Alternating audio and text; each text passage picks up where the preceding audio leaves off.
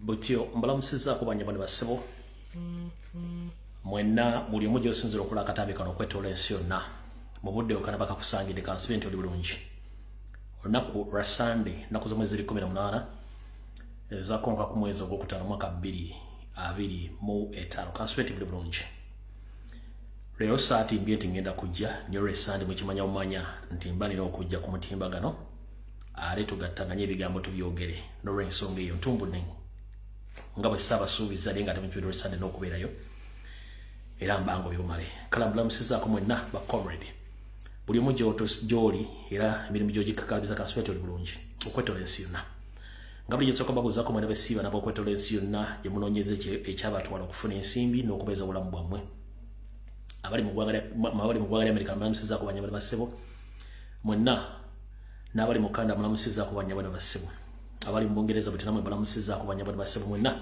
kansibe nti bulungi mwe balikola abali mu ggwanga lya abali mu ssemazinga wa Bulaya mbalamusizaako buli nsimbi oli mu ssemazinga Bulaya mbulamusizaako gye wagenda okunoonyeza ensimbi saako n'okufuna obuddamu kubanga waffe wo waagaana paka nga tumaze okutereezaayo kale nawe nkulamusizaako ku ssemazinga Bulaya buli kibuga n'essaza muli kansibe oli bulungi mwe balikola bwe nva ku ssemazinga Bulaya mbanjolekedde ssemazinga Asia mbulamusizaako banyabani basebo mwenna gy'ogenda okunoonyeza ekikumi gy'oyite wammwe kati ng'ate wammwe wakuunyira ziizi ng'oli ku ssemazinga wa Asia nkulamusiza comrade kansibe oli bulungi bwe balikola bwe nva ku ssemazinga wa Asia mbanjolekedde wa Middle East mbulamusizaako banyabani basebo mwenna abalangira n'abambejja basaba ne bannaava nammwe abaawangakanga muvudde wammwe ne mujja Middle East okukola buli nsi mwoli nga boogera oluwalabu yabawalabu nkulamusizaako munnange gye baliko gy'otuusaako engalo bwe ba Middle East mbanjolekedde ssemazinga wa Africa ambalamusizaako mwenna bannayuganda buli omu gye wagenda okunoonyeza ensimbi ku lukalu lwa Africa mu nsi gye wagendamu naye nga baddugavu banno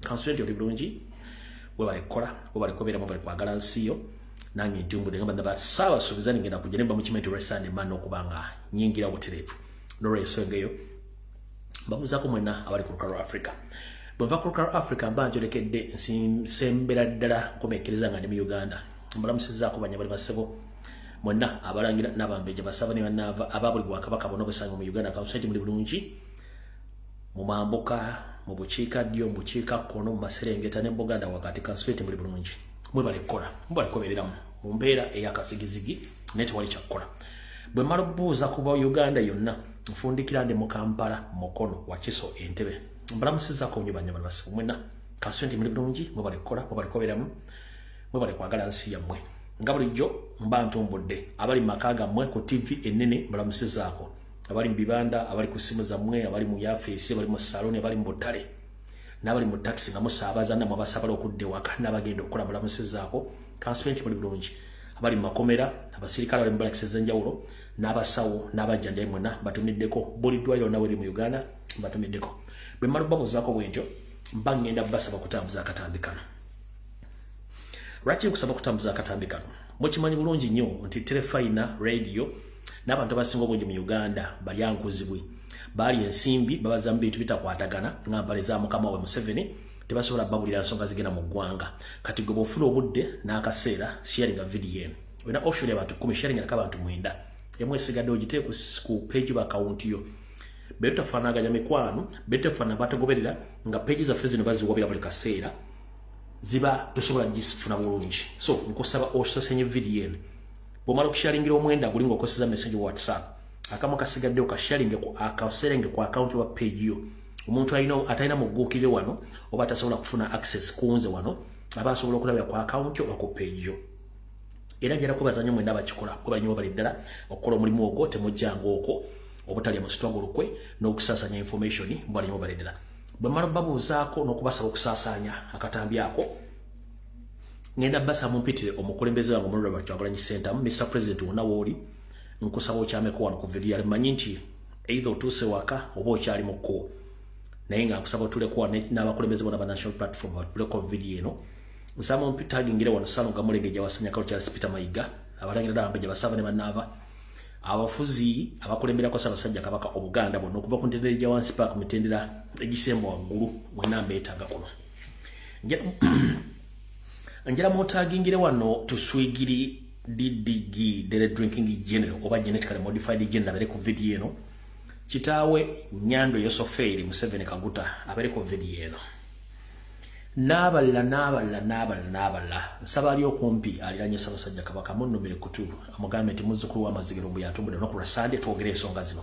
Wabula video yo aliri yanjawulo nnyo. Manyi lwaki suppostinze nti nzija mu Bulange Mmengo.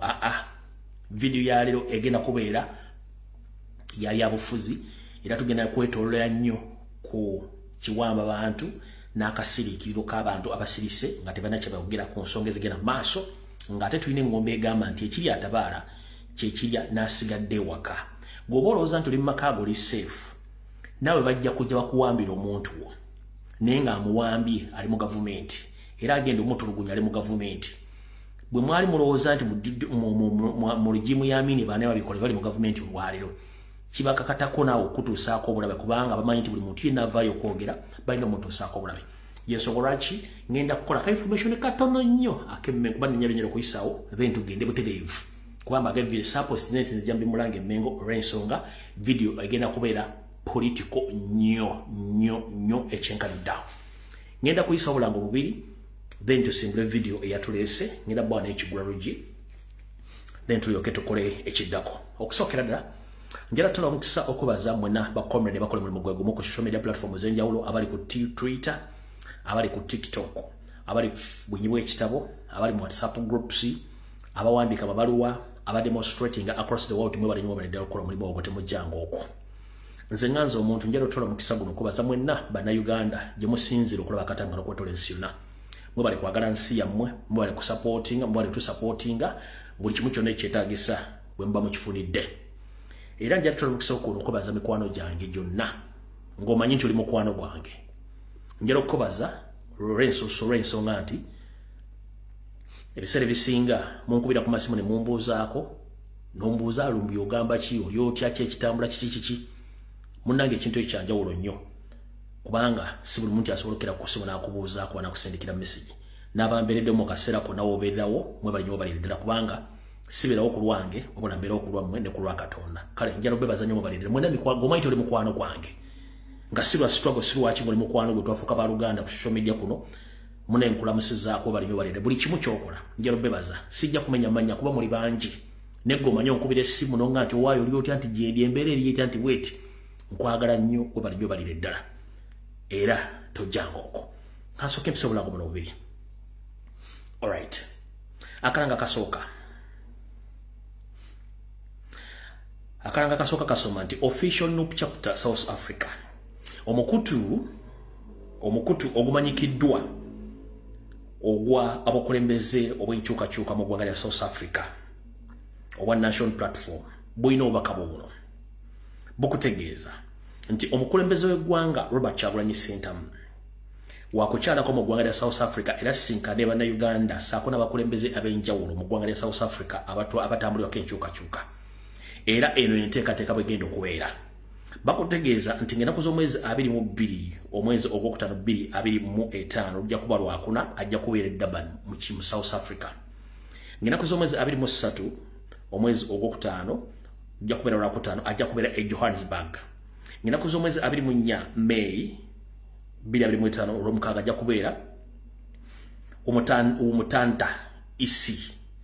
Ng'ennaku z'omwezi 25 May 2025 ajja kubeera Sunday ajja kubeera Cape Town.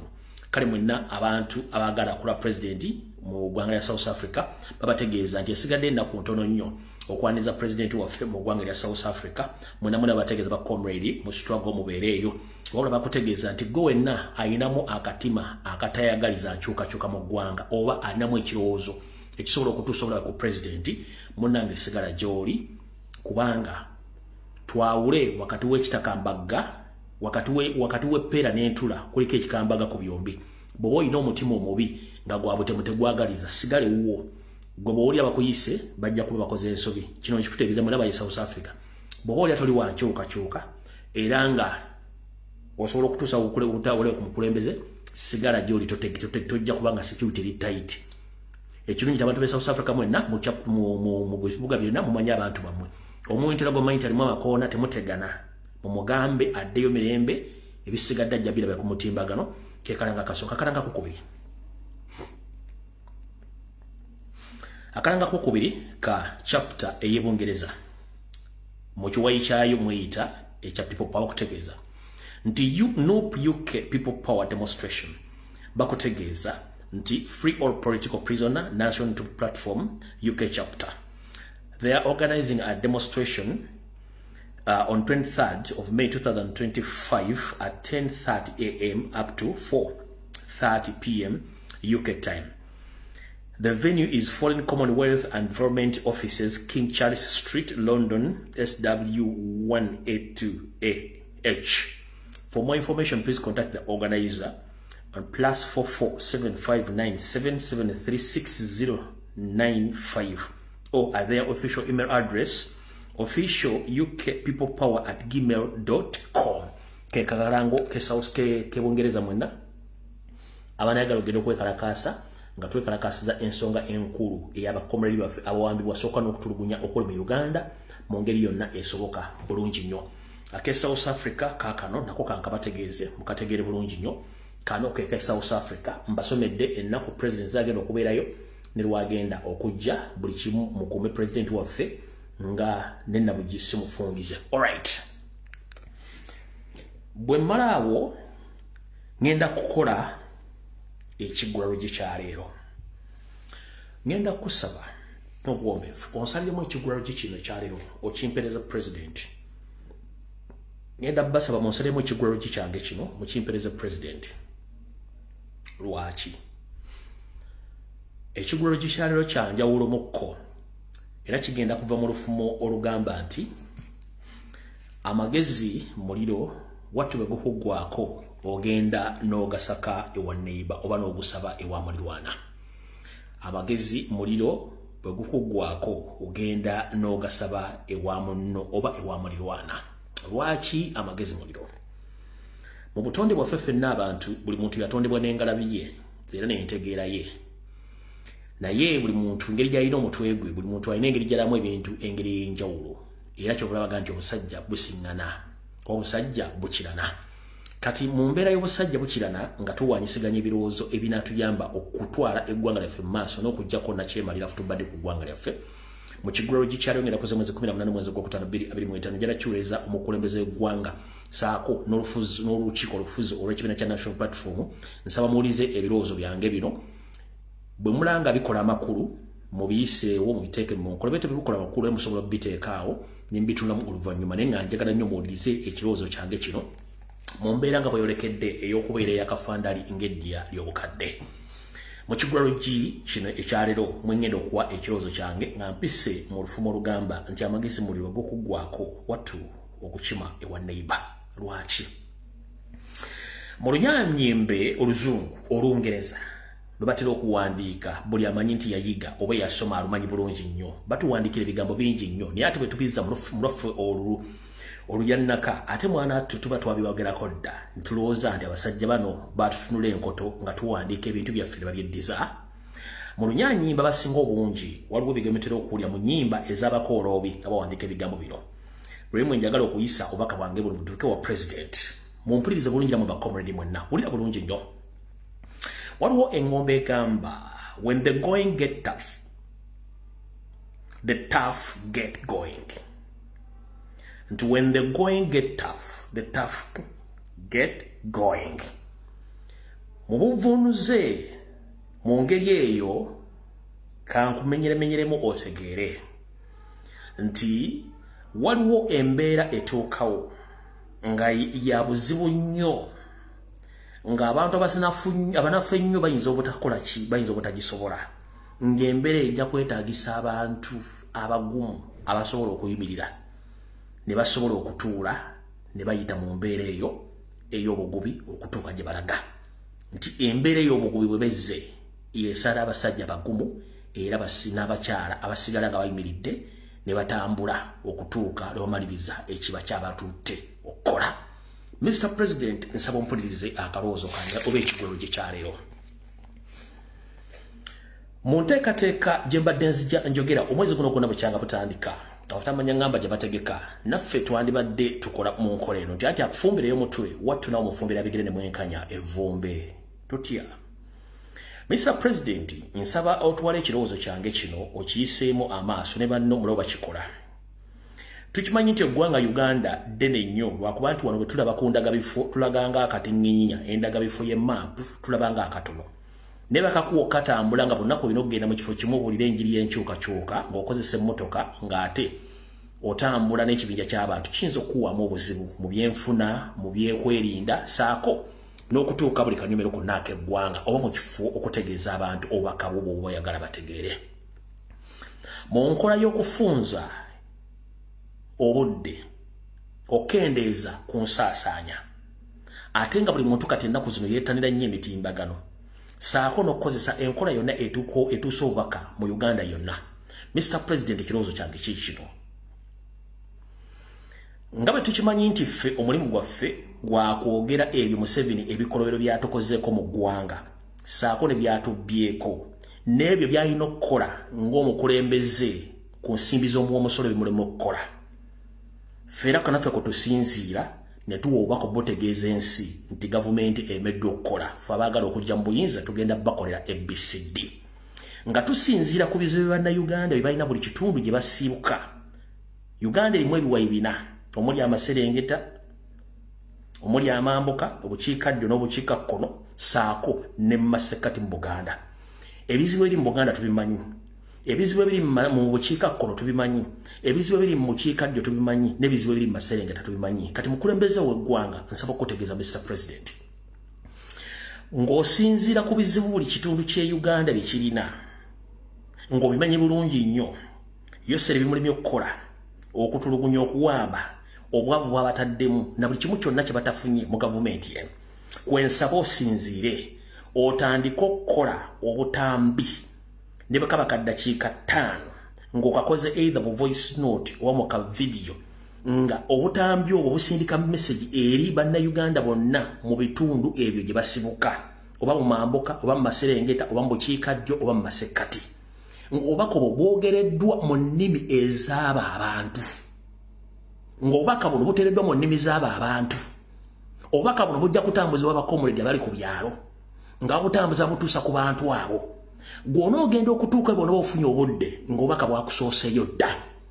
Mu bufunze, Mr. President, nkusaba otwale obudde otandike okulikodinga obubaka bw'oyagala abantu babufune mu bitundu naddala mu nsokolo oba mu ndeyo mu byalo ng'abantu obubaka babuulira buva mu ddoboozi lyo era nga gw'obyogera.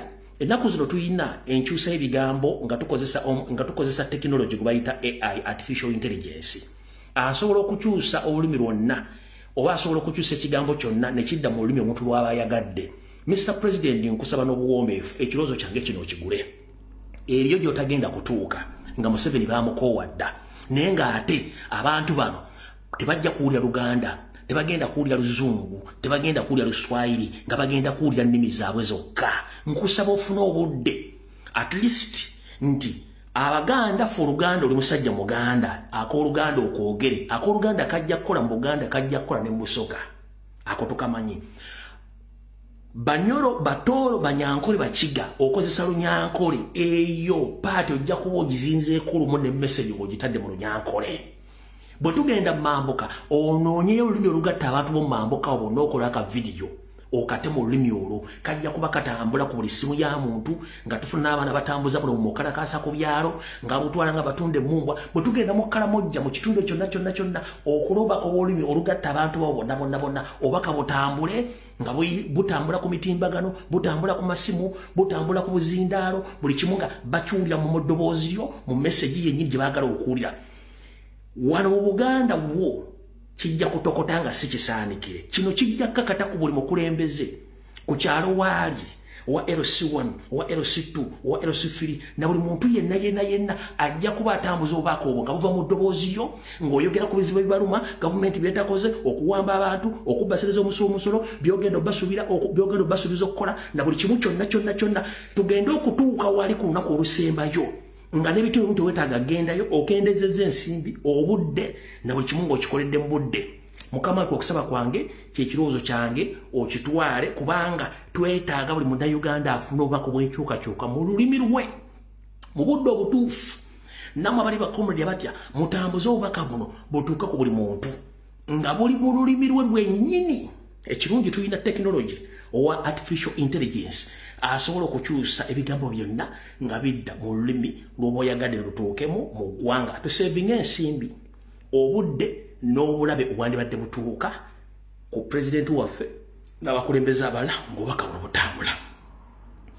Namwe ba comrade abali ku mitimbagano tutandika abayimanyi ennimi ez'enjawulo tutandika okukozesa ennimi ezaffe enzaalirwa n'eza Uganda ez'enjawulo tutambuze obubaka. Mr. President kweko okusaba kwange ke kabadde akaloozo ka leero eyo message etambule ng'etambula ku buli muntu yenna tukendeeze obudde ensimbi n'okendeeza risiki y'okwerinda byo weeneeba etuuse. Mu kigulalo kya leero bwe bubaka bwange nsaba okutuukeko era obusiime mutambuze obubaka obwo. Ekigulalo kikiwedde.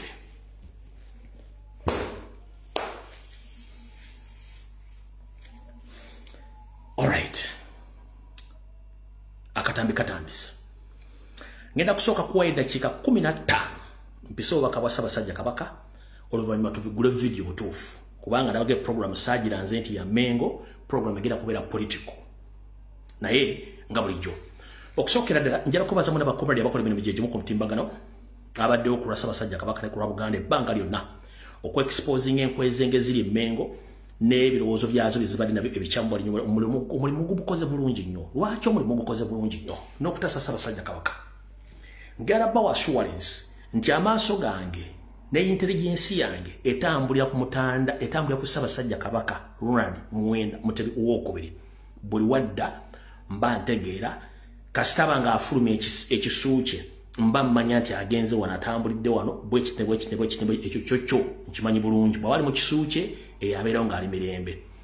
Saagala bagamba we yabadde wiiki eno kuba mmanyi buli kimu bankimanyi ne twongere omusabira n'okuba nga tukuuma buli kimu ekyetaagisa okukuuma.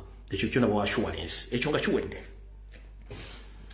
Njagalira obbategeeza nti mukoze omulimu gw'amaanyi nnyo okwanjuluza ebyali biremye okwanjula emyaka 40 emabega oba emyaka nga 5 emabega mu byanjudde ne mbiteeka ku mmeeza buli muntu yeerolera Mengo yali efuuse ekyambika ng'ezibikira n'okutuulira Abaganda abasobola okukyusa eggwanga eryo n'okusaavinga eggwanga eryo. Ekyo mukitadde ku mmeeza ne mujja buli mulimu okuba ku mmeeza. Ekyo nga kimaliriza mwenna njagala munjulire omulimu gw'omukozi ogw'ettendo ne mulwana ne wasaanya emyaka 5 okumulabisa ebikolobero bye enkwezengeze n'atuuka okwejjayo neessa ku media n'ayogera ku pressure n'atuyita amannya ag'enjawulo buli kyayagala n'akyogera naye nga ffe tumusiisa kasiiso. Lwaki? Nazzikuno fe baakulira mu kibuga wakati nga Kalooli twabangako embeera ze twalabanga ku mizigo kwe twakulira okwo ng'embeera ezo wabawo olutalo wakati w'abaneiba oba wabeerawo olutalo wakati w'abafumbo nga waliwo abafumbo abalina effujjo litya ng'abalina okweyimbira obuyimba obusoomooza either omwami ayinza okuyimbira munne akayimba oba omukyala okuyimbira munne akayimba ng'abalina obubaka bwetwalaganya oba neiba ne neiba nga balina olutalo buli omu n'ateekamu akayimba nkakoona neiba n'onateekamu akayimba nkakoona neiba. Mukitegedde bulungi nnyo ezo embeera tuziyiseemu kati abantu batuukira ku ssa eryo eriraga omuntu nti osobola omukubira akayimba obutuusiza emesegi kiba kitegeeza nti wowe omutuusiza waba weewo. Njala bategeeza kyandanda omugenyi akola ki? Omugenyi agenda wasanya Kawuli Charles Peter Mayiga anaatera otuviira Mengo mu ngeri yonna gy'agenda okweragamu nti emirimu agimaliriza nti baasiimye awummule naye nga ye mufuumule wajjo. Bino byali mu kukola okola emikolo okusiibula okuzina amazina ng'ayimba obuyimba obw'ekiro omutegeeza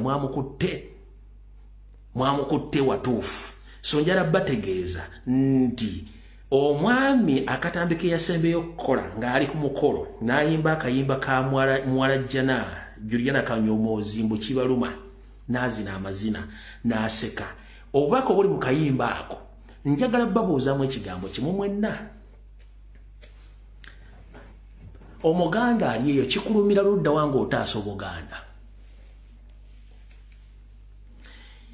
Kikulumira ludda wange otaasa Obuganda. Era ni gwolemesa mu Buganda tolina kati yamanyi nti mwamulemesa emirimu gy'alina okukola era atuuse ku nkomerero ya firimu ye gye yali azannye ng'amanyi ewedde kati ye yayimbye akayimba ako n'azina n'amazina kiba kitegeeza nti mwamukwata ewaluma era akayimba yakayimbye akimanyi nti alina ffe totuweereza buyimba twasoma psychology tubadde ku mizigo kwe tukulidde ez'entalo tuzimanyi za psychological warfare neiba akusindikira akayimba nawe n'omusindikira akayimba oba omukazi nga bayombere bbawuli omu n'azindikira munna akayimba n'oyo n'asindikira munna nga beekoona kati ffe tetulina budde bwakukuddiriza buyimba ffe twategedde nti wooli okoze eki oyidde mwenna abatalabye kayimba ako akawasanya ke yabaddemu ng'azina amazina ku mukolo imagine olwa corporate sijja kazanya kayimba ako naye nga mukamanyi bulungi nnyo olwa corporate sijja kuzanya kayimba naye ngenda kajjamu eddoboozi mulabe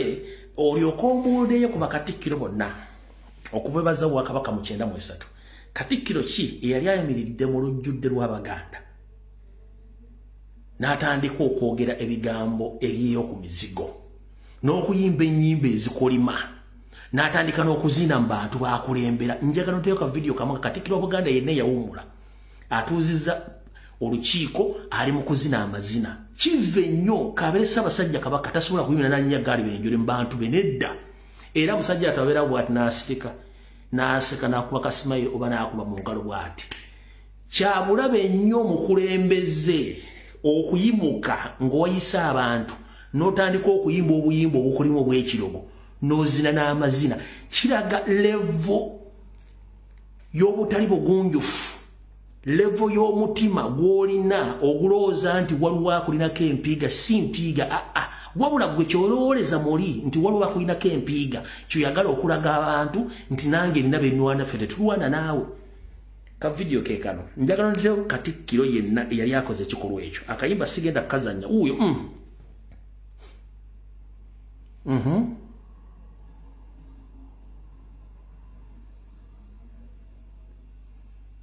owulira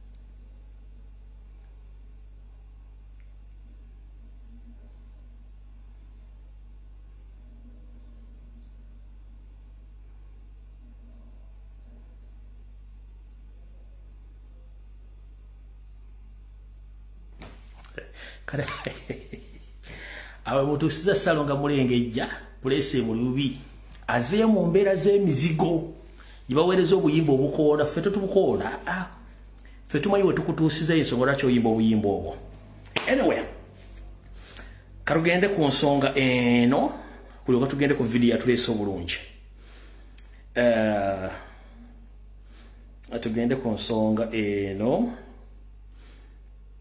alright okusokera ddala nsaba kuluma kutuka Ssaabasajja Kabaka omuloopera mutegeeze nti Ssaabasajja Kabaka nsaba kuloopera nti olubiri lwo olw'abajjajjabo olw'Emmengo ebitundu ebimu bigenda biyiika wadde ng'ebimu bagezaako okubizaawo naye ekibuuzo kyange kiri nti tetulinaawo bazimbi basobola kuzzaawo ebyafa bya Buganda nga bakozesa ebintu byennyini ebyaliwo olubiri lwa Mwanga oba olubiri lwa Ssaabasajja Kabaka olw'Emmengo lwazimbibwa n'obutaffaali obutono bwe tuyita ow'ebbumba obwakajjansi naye ate ekikwewuunyisa bwe bazzaawo baleeta kuteekawo amataffaali aga 99 ekikontana n'abazimbi abazimba olubiri olwo nze mbuuza mwe bayinginiya be bawa okuzimba olubiri olwo tukimanyi mu nsi yonna abasajja wano wentudde bayinza okuzzaawo ekintu kya myaka 10 emabega nga bakozesa ebintu byennyini ebyaliwo mu myaka 10 emabega lwaki olubiri lwa Mwanga olubira Ssaabasajja Kabaka Emmengo oluzimbibwa nga luyiika ate bakozesa ebintu bitakwatagana oba ku mataffaali agazimbisibwa ate bateekawo bintu birala kibanga agamba nti empale mugikuba ebiraka ng'empale badde ya bbulu na mugikuba ekiraka ekya bbulaaka empale yabadde ya bbulaaka na mugikuba ekiwale ekipaapi ekyeru kiba kitegeeza nti mulabisa Obuganda nti bulina bantu baasoma byafaayo era bamanyi byafaayo bya Buganda kuzza buli kimu kyonna nga bwe kirina okubeera kansoke nkulage wano kansoke ndozambalaga ekitundu kiri ekyayiika then mbaddizeeko ekitundu ekirala ekyayiise nga kyetaaga okukola Ssaabasajja Kabaka njala obubaka buno bufune bulungi nnyo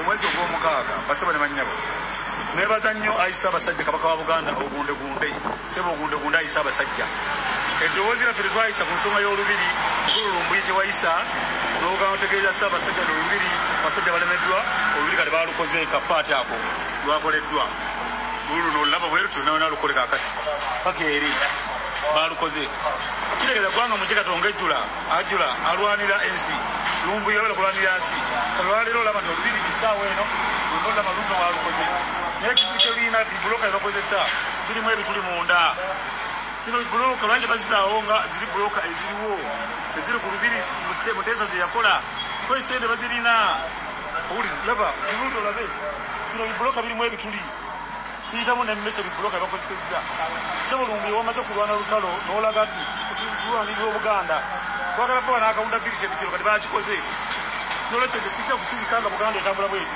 singa balumba Ssaabasajja naye nga nebaza olubiri kati wano baakozeewaawo baalukoze bulungi sebo Lumbuye omulimu wagukoze kiraga akawunda bbiri kyetukwebaza sebo omulimu wagukoze bulungi lwakoleddwa bulungi lwawedde tweyanze onnanga Abaganda tuvumira Buganda naye tugasa Buganda ku kiriwo tulina okwogera eri Buganda tuwonye Ssaabasajja singa bamutemula kati bino bibuloka nabanze ebigo bye bakozesa birimu ebituli munda lwaki tebakola buloka nga bwe zaali ku Muteesa bwe yazikola naye ekira olubiri lukaddiye lwonna lusaana lumenyebwa omulundi kumulundi ku sente ze bafuna wakiri baterekeyo emisinde luutu emu bateeketeeke emisinde tuddukenga emisinde tumeizina misinde sente zivuddemu za kuzimba lubiri lwa Ssaabasajja lubeere olw'omutindo baloga nti Buganda ku ntiko na bino bibuloka bino birimu ebituli Buganda ku ntiko Mukama abakuume basiba ne bannyabo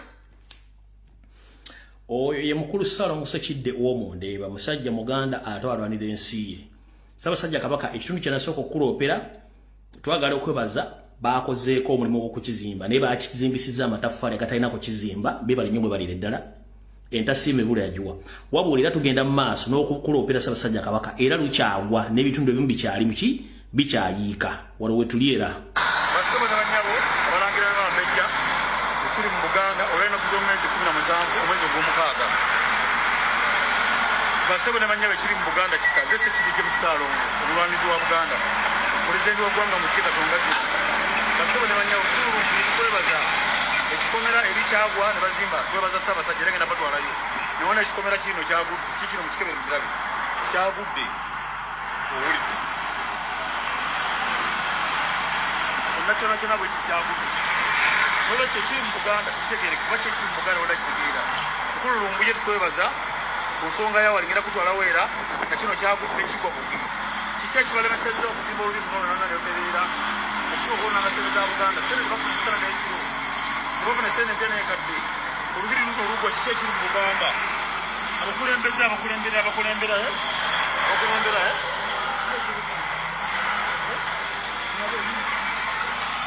Balabe kiki ekiwo nongezaayo ebibalabe lonna lwagudde Katikkiro ali ku lirengo budde bukyali tuviire Obuganda tukunga Obuganda tuviire Obuganda Katikkiro Mayiga oli mu moloka ezinyirira oli mu ssente za Buganda empya n'enkadde oli mu mwanyi teri balaba olubiri bwa Kabaka olufaanana singa balumba Kabaka ne bamutemula singa Kabaka alumbibwa ne bamutemula nayingidde mu lubiri abalabe ne bayingira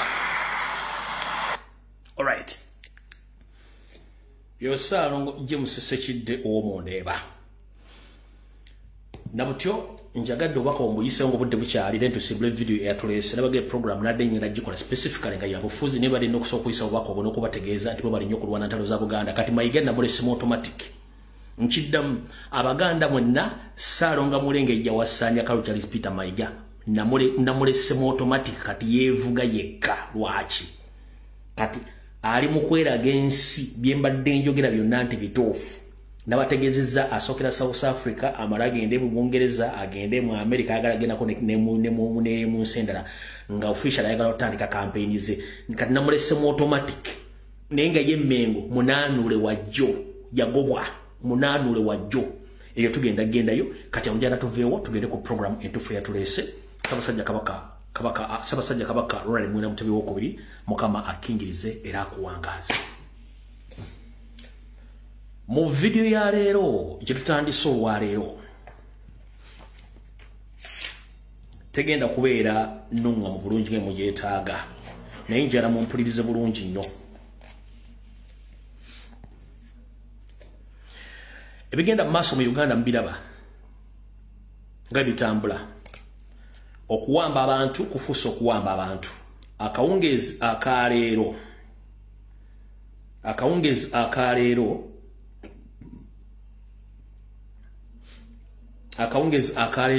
omukyala Nabbosa ayagala okwesimba ku Joyce Bagabe Manga awambiddwa ajiddwa ku hoteli ya tata wazaake gye bayita Emirates Mityana n'atwala mu fekitana tegereka yino footage gye tusobola okufuna olwaleero.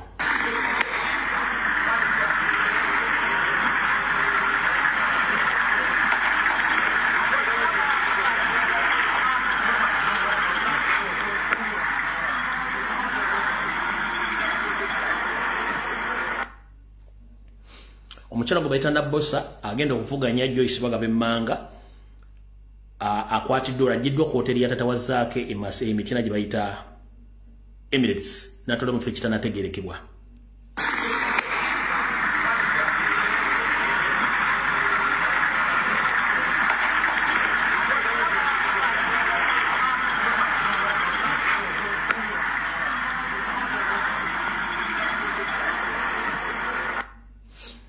Alright, your footage. Kati mukole eyo mu myaka gy'enkaaga egy'ensanvu gy'ekinaana wattu ekiwamba abantu kyabeerangawo era abantu bangi baakyanga okukyogerako era nga bali mu bikolobero by'okuwamba n'okusaanyawo n'okutta baalinga Yoseliti Bahabulwa n'akabinja ke lwakuba ebiseera ebyo tewaalinga radio oba TV eyogera ku nsonga ezo. Buli kyonna kyakolebwanga nga kikusike nnyo tebaagala ensi etegeere. Naye mu katambi kano k'engendo bazannyira bwemba saakajjaamo bwemba saakajjaamo nyinza okuba nakajjamu bwemba saakajjaamo nyinza okuba nakajjamu. Alright, bwe naba akafunye ejja kabazannyira olulala naye nga akatambi ako ow'ekitiibwa ennyo Kahindo Tafiire akonfesinga nti abawamba Ben Kiwanuka n'abawamba Bishop Luwumu abamanyi bulungi era bakyekizitinga we bali lwakuba tasobola byogera currently. Kati okuwamba kuzze kubeerawo nga bandi abawamba Museveni kennyini kubanga badde nga mu intelligence ebbanga lyonna. Ekigambo ky'okuwamba tekigenda kutuuka ku bantu bokka baakawambe, abantu bangi bawambiddwa. Mu Busoga bawambye comrade waffe, Ebuyuko bawambyeyo, mu Kampala bali mu kuwamba Nabbosa bamututte, Eddie Mutu bamutwala, Nduwabuntu bamututte, n'abala bangi be tutamanyi akirewo kivumbi kiba kitutte babatutte. Lwaki bawamba? Ekibawambisa abantu bano kwe kutya. Kiki ekigenda okuddako? Naye okutya kwa kugenda komadi. Museveni okutya kwa kugenda komadi. Kiki ekikugoba? Lwaki otya ky'otamanyi? Museveni lwaki otya ky'otamanyi? Bw'ogamba nti waleeta democracy, naye nga democracy wo gwaleeta ate yennyini gw'ozannyiramu, kitegeeza nti ebigambo by'oyogera tobikakasa. Wali osiiga akasi? Wali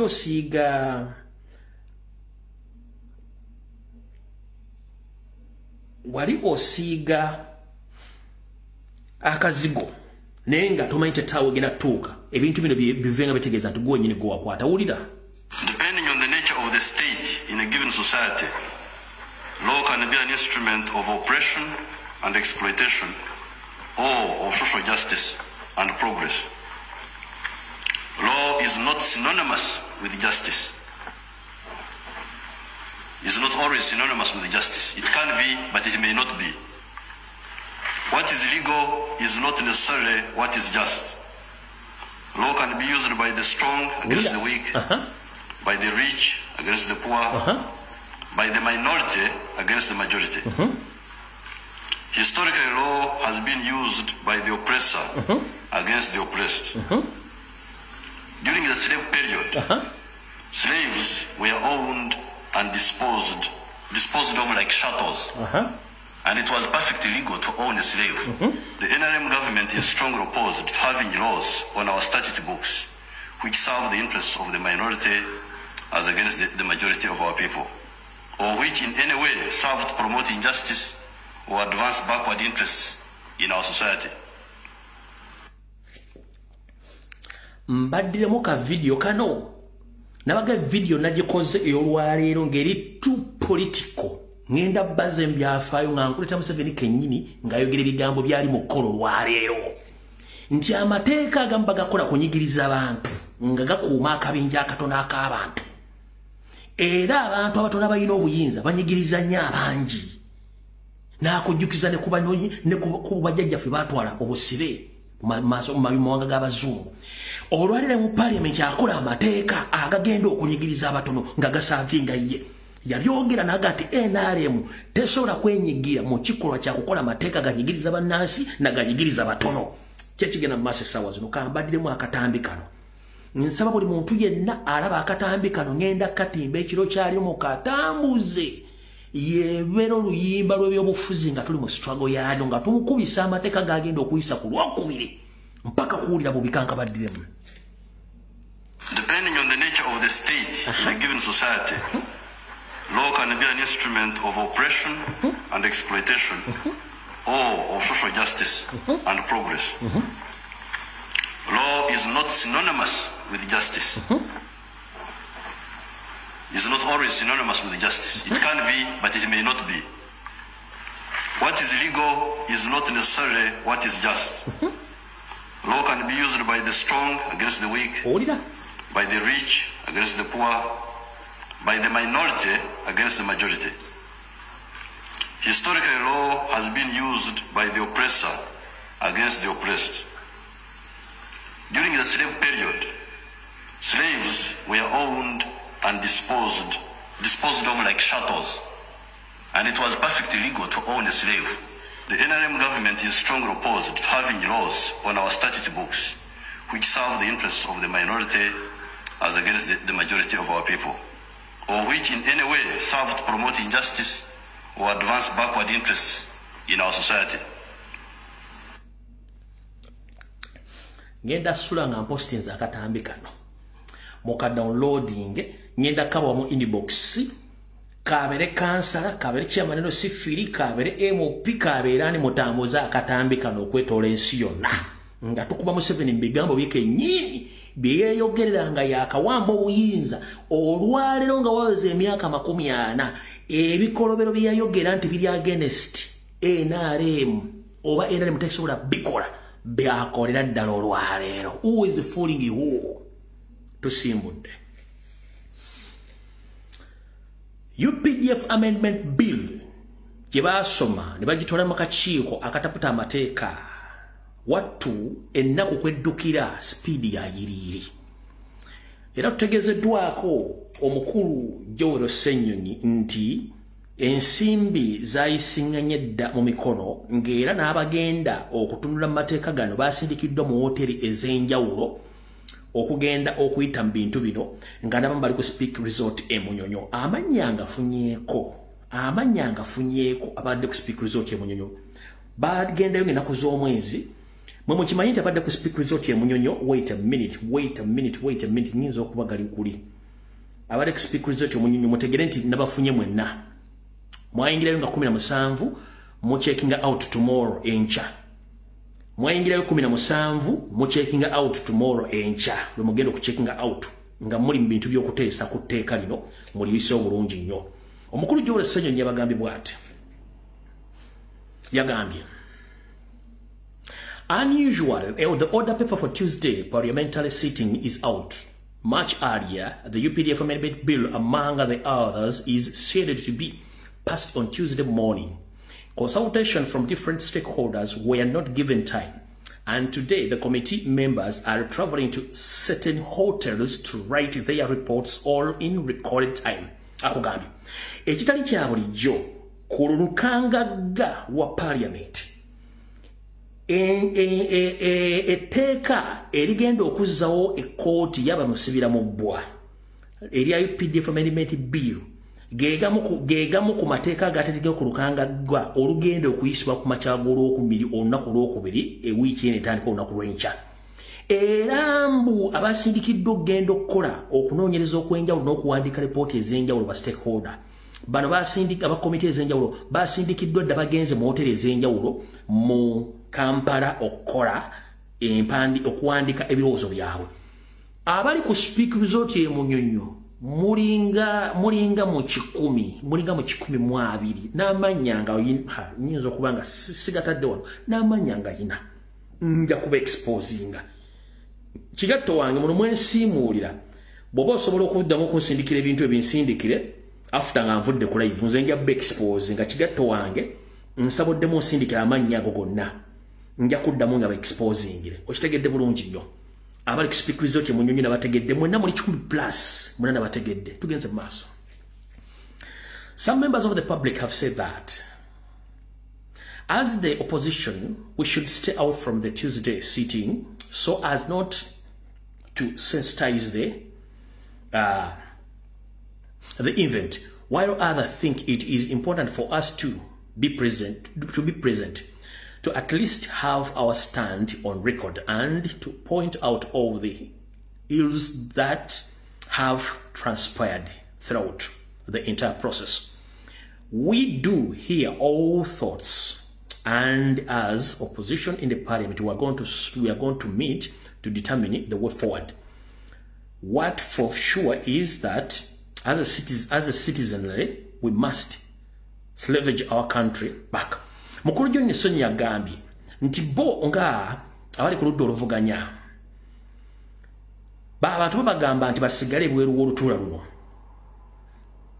era babulidde ebirowoozo bingi nnyo ebibaga basigale ebweru w'oludda luno naye nabo basobola okugaa nti bagenda gende bategere buli kimu ekinaabaayo era bafunye ebirowoozo bingi okuva mu bantu ab'enjawulo babaga basigale ebweru naye nga bo bagenda tuula bamanye ki ekyokukola ku lunaku olwo so tukibalekere naye nga ffe sayidi yaffe yabadde egamba tebageza kulinnyayo kigere olw'ensonga tebalina kye bagenda kuzza obwayise bwayise ye statement eyabadde ey'omukulu Joel Ssenyonyi bw'atyo bwe bagambye. Kati wano wali okulya n'okukomba essowaani ekibaddusa n'ekikozesa omutamiivu tweet mwadde mwakitegedde ekikozesa omutamiivu tweet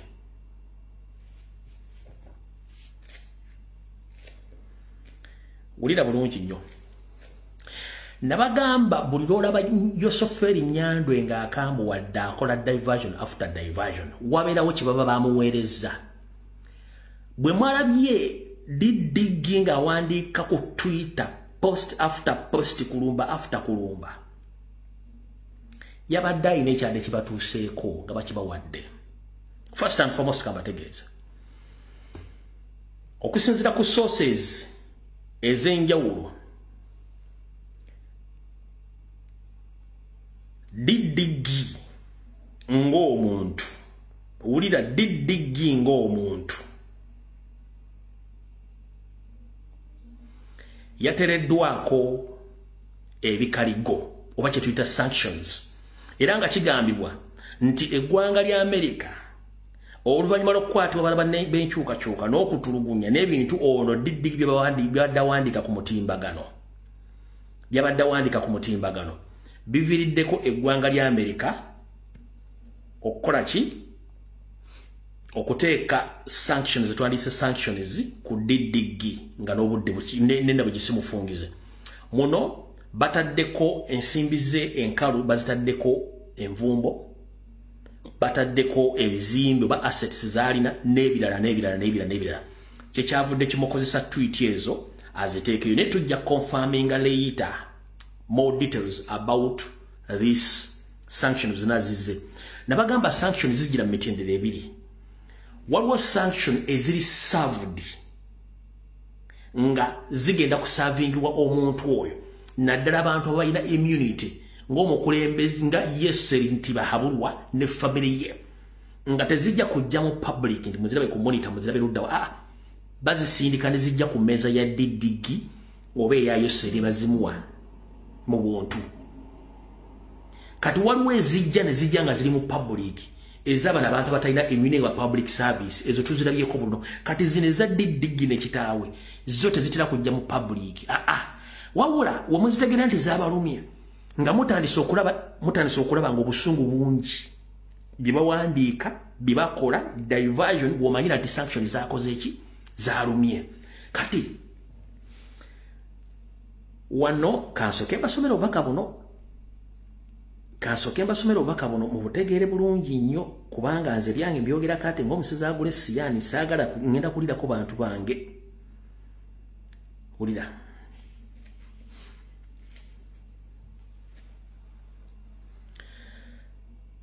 Good evening, Mr. Fred Lumbiye. Hope you are doing fine. Someone inside told me that during the high command sitting, akawongeza akalungi mukulu Fred Lumbiye. Kansuleti oli bulungi. Omuntu w'omunda omu ku abo ababadde mu lukiiko olwa high command w'olukiiko olusala olwa waggulu yalubaddemu. Bino bye yantegeezezza. Mr. President, kansuleti kuno kuwoli. Kankadde waggulu eri. Good evening, Mr. Fred Lumbiye. Hope you are doing fine. Someone told me during the high command sitting they proposed to arrest all NUP officials before 2026. Ndi mulutula luno lwatudde basazeewo kimu basiza kimu nga nkuyege nti balina okukwata abakungu ba National Platform abasinga obungi ng'akalulu ka 2026 tekannatuuka. Ekyo mutandise okiraba bagenda bakwata ba officials ba National Platform oba bagenda kwesimba ate nga nabaga bagenda kukwata abakulembeze baffe ekyo nakyo kigenda mu maaso endezo kikiralifying okuwa tiki ya information yeno nti kituufu tugenze mu maaso. 2. If they fail to arrest all of them, including our President Robert Kyagulanyi Ssentamu, they will ban our party before 2026. Bakugambi nti singa balemwa okukwata bonna abasinga obungi nga ne president waffe mwomutadde bano bayinza okusibira ekikookolo n'okuwera ekibiina kyaffe ekya National Platform nga 2026 tannatuuka. Mr. President, you copy that. Kasoke nyimirire kao katono nnyo.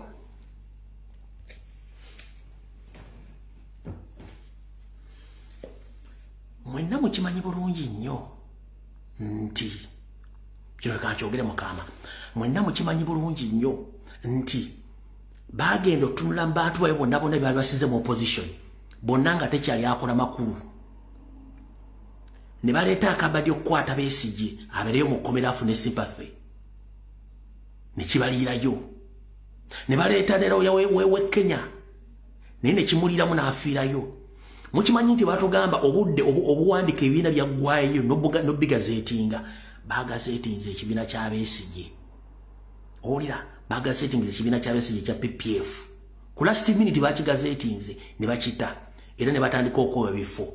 Kati nina ekirowoozo ekiŋŋamba bino byange nina ekirowoozo ekiŋŋamba somehow somewhere waliwo ebintu bibiri bye tulina okwetegereza ennyo. Somehow somewhere tulina okwetegereza ebintu bibiri nabagamba nze nninga wandali owendali bw'atunula bw'ati omupiira guno olutindo bw'olaba olutindo lumu naye olwendali olamu entindo nga nnya kati nze mpita ku owasemba wabeera olutindo lutuufu. Kansooke kunnyonnywere mu kawaayiro akasooka n'akookubiri. Mu kusooka baali baagadde bakozese president ya Besigye nti ene political figure mu Uganda asobola okukwatibwa n'ateekwa ku misango ng'ateekebwa eruzira and nobody will come out to care about him or her. Your president esooka nti okukwata Besigye omuteeka mu kkomera. It was a sign which was going to show or which is going to represent that Museveni can arrest any political figure.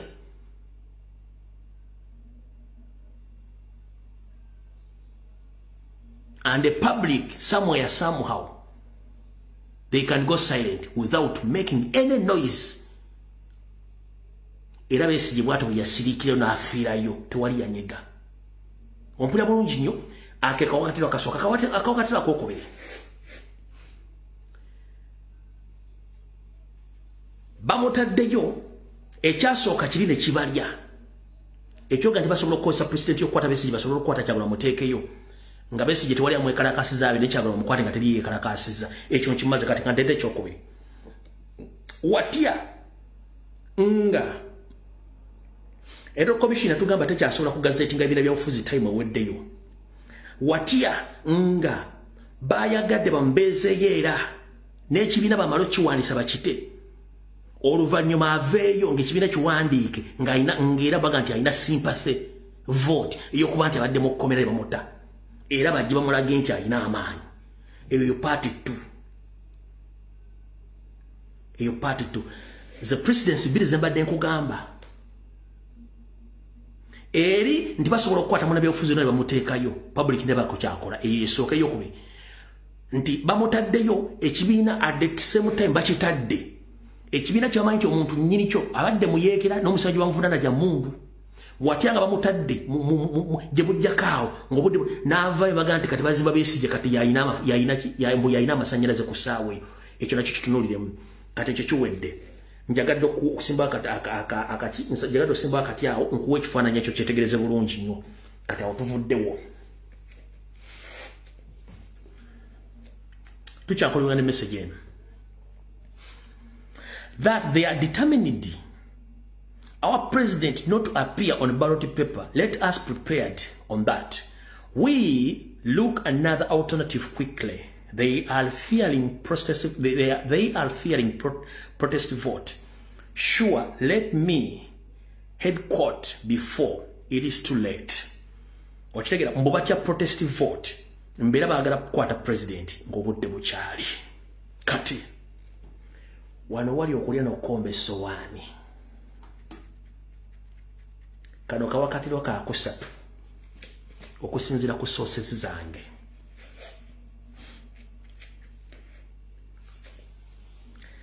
Mujjukira Wasanya Kalo Charles Peter Mayiga bwe yabeeranga ku Zoom conference ne bayayi banna bali mu America. Buganda bumosi me Buganda bukoze butya simibi kibichi atadde campaign groups zokotola across the world abagenda mu campaigningira. Nabagamba kono bagati yagamba banetya oyo Kyagulanyi by June ajja kuba talunga n'ekibiina tekiriiwo. Do you still remember that? Mukyajjukira ekigambo ekyo kye nabagamba nti ye yagamba banne nti Kyagulanyi mu gw'omukaaga tajja kuna ekibiina tekijja kuba mukyakijjukira. Njala mugambe nti mukyakijjukira then mbatwale wenjagala mutegeere. Meno okunywa ku mazzi. Mukyakijjukira. Yes, mukyakijjukira. Museveni ne family yonna bakimanyi nti Uganda eyayaana ofuna omukulembeze nga monna Uganda. Naye mbo batula mu meeting ne bakola okunoonyeza. Eggwanga lonna lyandiyagadde omukulembeze nga avaawa mu Buganda. Buyajogatta Uganda yonna. Omukulembeze ogwo baali babaze Ssaalongo Gamulenge ejja Wasanya Kalo Charles Peter Mayiga ne mukulu Mathias Mpuuga Nsamba be baali babaze abantu babiri. Nkiddamu Museveni baakola survey ng'eggwanga lyonna liyaya n'okufuna omuntu ayunifyinga bannayuganda bonna. Nenga zonna angoze by'obufuziraga nti omuntu alina okuyunifyinga eggwanga lino alina kubeera Muganda. Olw'ensonga center point y'obuyinza bwonna mu Uganda eri mu Buganda wakati. So balina okwidentifyinga omuntu oyo eyali Ssaalongo Mulengejja oba Mpuuga de Mapuuga. But main target yali yani yali ya Ssaalongo Mulengejja. Mr. President ndoza kuno kwoli enteekateeka y'okukwata n'ekibiina bakiggale bwe malo kukwata n'ekibiina bakigale bakozese force to contain bannayuganda wonna we banaabeera beekalakaasiriza bo balowooza ne banaakukwata basobola okukontaininga bannayuganda ne basigala n'obusungu ne balinda who is coming to represent the Baganda balyoke bakukunula ensalo nga Mulenge ejja nti mu Muganda bamuleete nga Dangerous substitute to represent Baganda in Uganda. Kuno kuoliga Mulenge ejja byenjogera byonna biri ku order paper ya mmwe nga mwabi planning kati nze nkwabiza nagamba nze ngenda kukubira mu phase nkukubira mu phase mukifunye obankiddemu nkibanyonyole bwe bamala okukwata Robert Kyagulanyi Ssentamu president waffe nga n'ekibiina bakibaaninze nga tewaliwo escape route nga mbo bamaze otukontaininga nga tulina obusungu baleke batusulemu Salonga Mule yensonga lwaki Salonga Mulenja akola pate ezisiibula nga mmwe temumanyi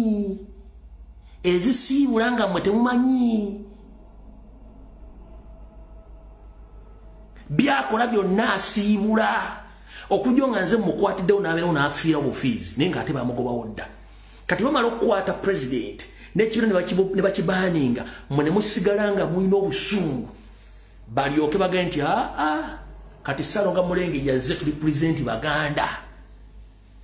That is the last plan or the last resort plan gye balina yoseri ne banne kati njabiza sigwado zina buno buzina buno bwekibaluma sigwado buzina kazina kaluwakko kaluwa kazina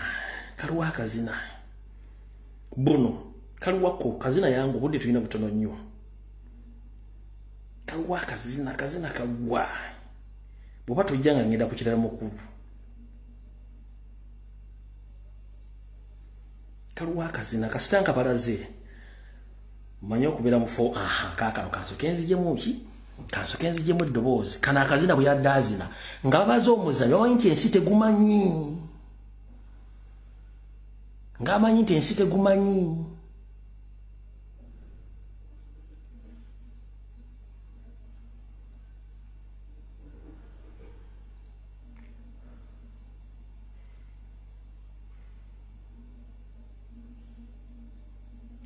kati yenga azina obuzina obw'ekirogo ng'amanyi tetusobola kufuna information ekwatagana ku pulaani ye oyo Mulenge gy'omulaba alina n'abagoberezi bali awo bonna balengera amannyo gali kungulu balinganga embuzi esabalaavu kuba naye agatisse teri Muganda atikka mannyo bw'atyo ng'atunuza amannyo Omuganda ng'atunuza amannyo bw'atyo atyo kizibu osanga Simailo Muganda ng'amannyo gali kungulu bwe gato gasesa g'atunuza bw'atyo. Ogalaba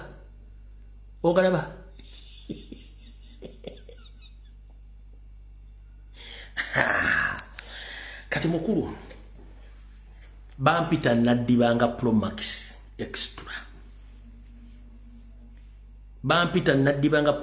extra kati ndibaza olwaleero ensi etegedde mujja kifuwa nga mukizza munda olwaleero kale otuvudde tugende ku kirala kati ekizibu ekiriwo kirudda wekiva wano ekizibu ekiva wano according to my reliable sources president yakagamba bajja bamukwata enfunda mmeka mumpandiikire wano president yakajja bamukwata enfunda mmeka wandiika wano wandikawo president yakalagira bajja bamukwata enfunda mmeka president okwata bali ba Edi Mutubani mujje mukwate nze temumanyi ensula yakabaga emirundi emeka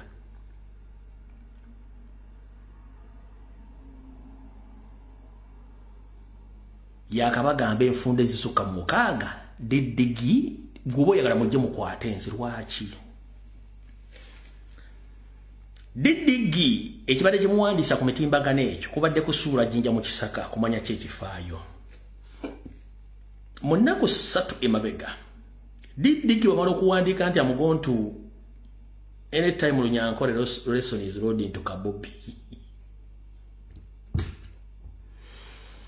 Yoseri Tibahabura Nyandwe alina omwami gwe yalonda atula ku lukiiko lwa United Nations in New York bamuyita Ambassador Adonia Ayebale is a Ugandan permanent representative at the United Nations Assembly in New York. Mwena mumanyi nchiddamu yo oli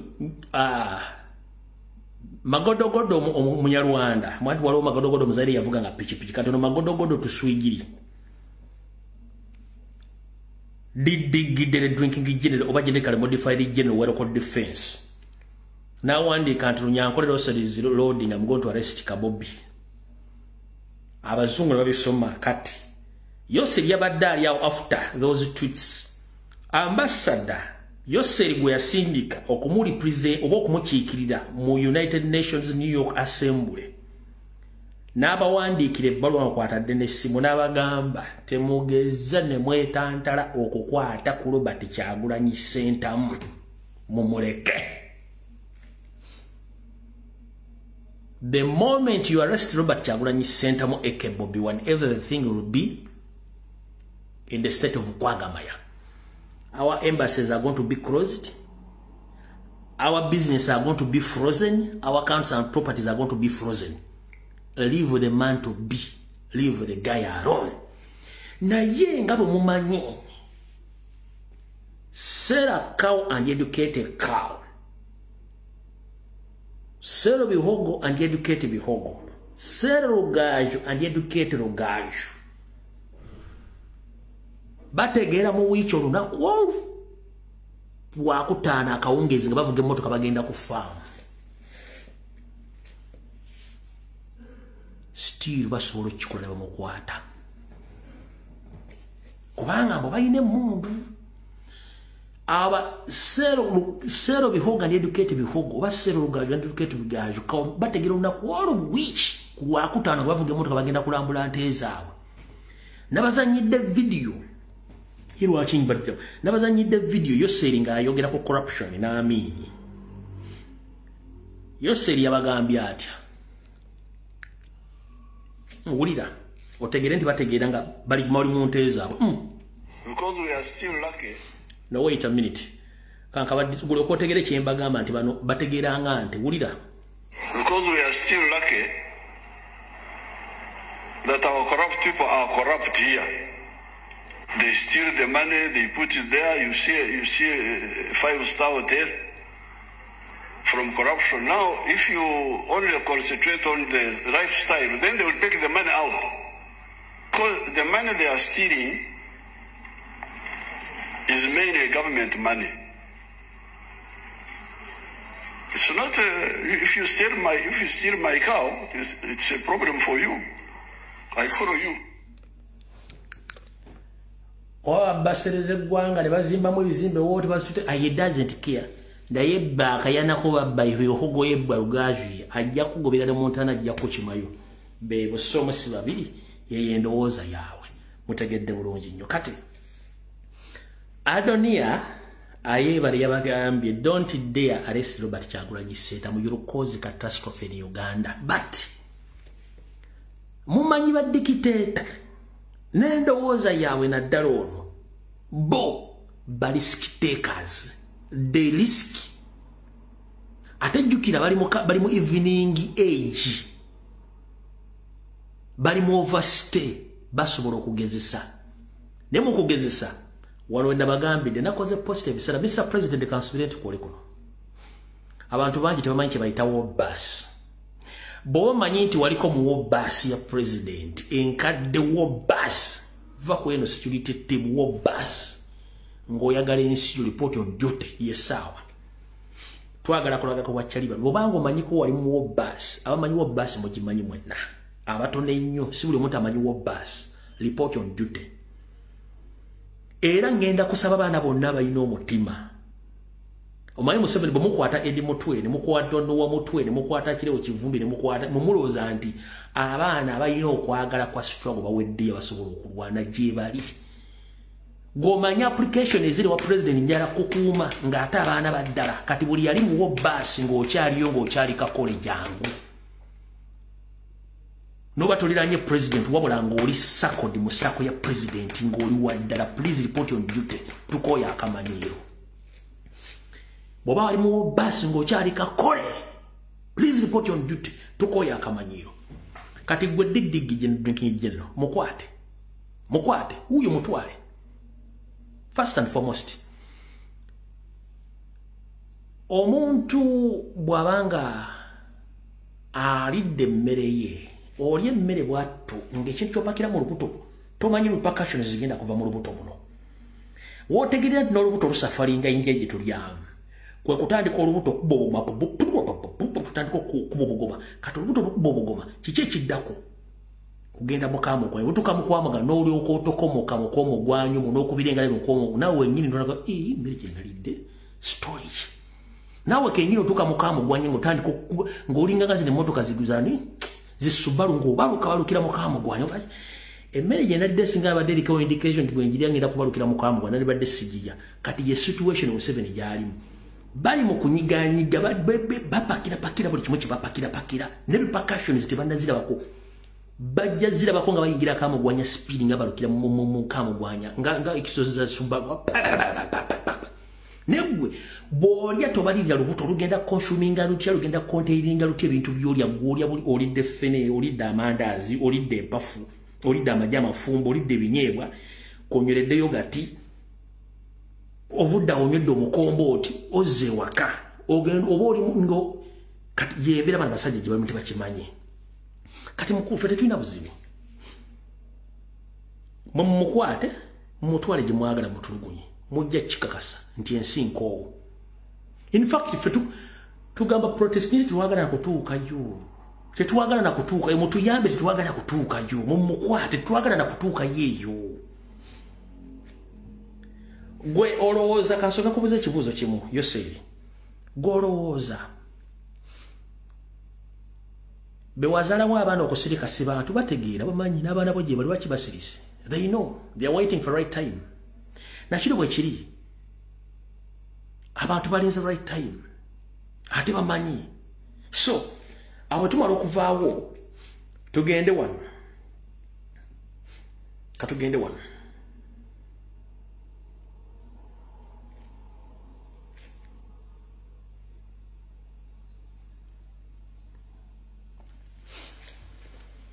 mwenna abasoma ebyafaayo bya French Revolution mujjukira nnyo kabaka Lewis owe-16 kabaka Lewis owe-16 mu ggwanga lya Bufalansa mu kyasa ekye-14 kabaka Lewis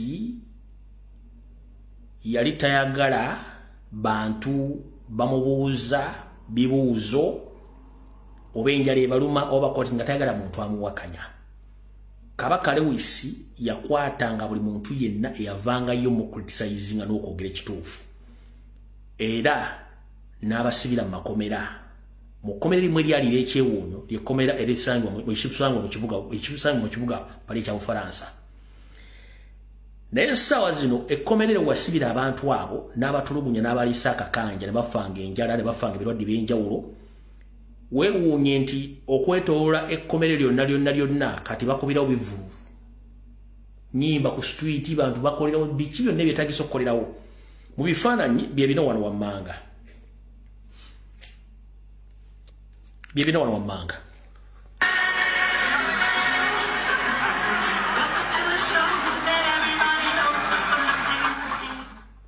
anti-corporate munange eyo na lyali komera kabaka Louis owe-16 we yasibiranga Abafalansa bamukriticizinga okubatta okukola buli kimu ng'atulugunya awamba atta buli kimu essaawa zino bantu bayitawo bakola buli kimu ekyetaagisa yoyo kabaka Louis abasinga bibino ku byasigalira ekkomera eryo kati kijjukizo ku bifunfugu ebyaliwo ku kkomera eryo kati bifunfugu kabaka Lewis we yakoleranga emirimu gye egy'okutulugunya n'okutta abantu mu ggwanga lya Bufalansa we yakoleranga effujjo lye ey'okutta abantu kati byonna bifunfugu mwenda abantu abawangala efulasi kino mukimanyi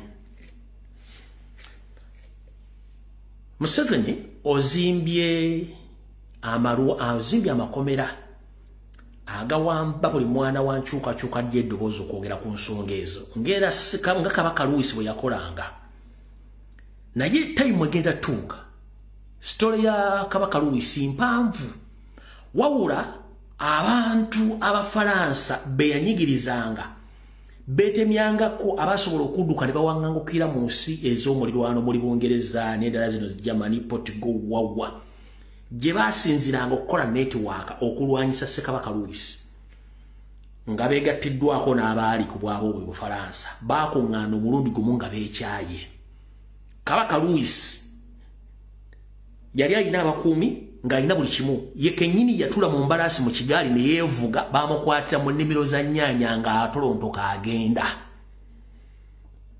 ng'adduka ng'abantu bakooye ekifo kyennyini we yateekanga abantu n'abasalako emitwe we bateeka Louis Kabaka Louis naye bamutemako omutwe gwe ne bagulembeka Revolution ya Bufalansa yatandikira nakati olwali kyovula nti Bufalansa tekyoliyo musime polisi wegundi wa Kabaka bwegindi Kabaka Louis ko wakoma olwefuga lyoli mukolesa olwaleero story sura gibasomera nene kugola Moses kweri n'abasoma history kweri olwaleero ozimbe kitalya oyina Luzira oyina Singo oyina Sango be oyina amakomera gozimbye yo Kayunga mutabani wo ono gundi ayina amakomera agage mu njuye muina safe house muina buli wamutulugunya muwamba abantu tani mwegenda tuka mudduke nga teri abakutte nako mufuko olugero nga twali muntu atasawula bogerako olwaliro kyagulanya akuyamba buyambi okugamba nti you are making a mistake to kidnap and to torture people during the Bottomless regime. I mean his regime there wasn't anybody who can tell Obot that they are making mistakes because nothing they knew about that public can go against them. Little they didn't know that it was Museveni who was doing those things of kidnapping and torturing people. It's now evident that the public has just to discover that Museveni was behind the kidnaps and the torture of Ugandans during the previous regimes. Right now, it is evident that he had exposed himself in the acts of kidnapping and torturing innocent Ugandans. Time is going to come. There is not even a single person in your family, even those NRM supporters, they won't stand on your side defending you because they know that they can't speak against you. Those who can come out to speak against you, you kidnap them or you torture. In fact, we just help you to direct you that whatever you are doing is wrong. No yagalo no nyigundi omwabo mutte gundi omukwato mutulugunye tekijja koma toli imoto regime yo toli imoto right now okozesa ensimbi z'omusolo eziri mu sirivu to silence each and every person mu Buganda omwaffe mwe musibuka ebikolobero bikoleddwa ku regime zonna okutta Abaganda okutta abakulembeze ab'ennono n'okusula buli kimu ekyetaagisa n'olwaliro kyokoze otadde enkwezengeze Mengo zisimbye enkanda zisasudde buli muntu okusirika aleme kwogera ku nsonga ezigenda mu maaso mu ggwanga naye ng'ekiri atabala kyekiri n'asigadde waka olweba nawaabo mwana wange bagenda kuzzaako we gwe basirisizza era singa tunaasirika okwogera nga bigenda mu maaso ani agenda aveeyo ayogere ku nsonga zino essaawa zino osirise enkyokusi eri abatannakkuta naye nga si kyekikulu ekikulu ekibi kyogerwako ne bayibuli ekugamba nti ekibi kyogereko watasobola kyogerako kijjeewo n'omukono nkisuule bwebanga mulina amannya ag'eddiini nga mwalayizibwa ne musoma kiki ekikutulugunyisa abaana b'abantu abaga nti this is wrong. Why do you have to kidnap people and you torture people? If you are not ready to contest with anyone, just abolish elections. Period. Abolish the parliament. Period. That is taxpayer. That is a wastage of taxpayers' money. Ne parliament jijewo. Ogenda kuisa UPDF amendment bill. Esao court martial. Then that means nekitongole kiramuzi kijewo kubanga kigenda kuba tekikyalina makulu. Ofuge kalamba nga teri akunyega. era teri agenda kubuuza nti kino kiriwo ekiti accountability ya sente, no one, because ojja kuba ofugira ku mateeka ago ng'omuntu akafuga famire yo. Nebino ebyetaaga public involvement, or the involvement of indigenous Uganda. If you can't accept their rights, then please jawo kulonda, jawo koti ya bulijjo, otekewo y'amagye, anti oliwo amagye mutte mutulugunye mpaka abaagala balisituka. Naye kitali ekyo nga okyagamba nti otekawo democracy w'okulonda nga tetuyagala bakuvuganya, that means any time anywhere ogenda funa obuzibu n'abaana bonna bozadde basooka mu 13 bajja kifeesingako. Muddeyo musome revolution ya Bufaransa eya Kabaka Louis, mujja tegeera nti bano abantu balina ekintu kyekimu in common, nebeerabira nti obudde kibayita obudde butuuse. Mwandibadde temutwepanka konda kunoonya de comrade nyini ayogera ensonga. Lwaki? Wavudde wongo otamidde nkugambe gundi otamidde. Gundi tewanaabye maaso, gundi owunya.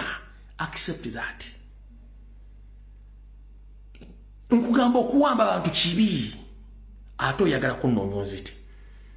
Fena tukimanyi nti constitution empandikiraga nti abantu balina okuyita mu kulonda obukulembeze mu luvannyuma lwa myaka 5. Gwatobba obululu ate bwogerako ngo bakwata batulugunya ossawo kwaki? To avoid torture and kidnaps, jawo byobufuzi okulonda kugibwewo. Wale uddeyo South Korea nga baga nti bakidnappinze abantu babase. Oli kitaawe yateekawo system ng'ebyobufuzi teri kulonda period ne babeeramu ekyo ekisinde buli omu ame kyekyo period naffe kitwagala otubuulire. N'ekyokuyita mu constitution okusasereza omusolo nga tumanyi abantu bana Uganda abasiru nga bo kulya nkozi bakubasingira eggwanga lyabwe, ebyo tutugenda bikkiriza. Okitegedde bulungi jo? Wandibadde tokwata na mwana yenna kubanga we are the campus directors to your sins or to your crimes. You don't need to kidnap the bodyguards of Robert Kyagulanyi Ssentamu. You don't need to kidnap and torture the political figures and innocent Ugandans because you pretend that you are democratic, but you are not.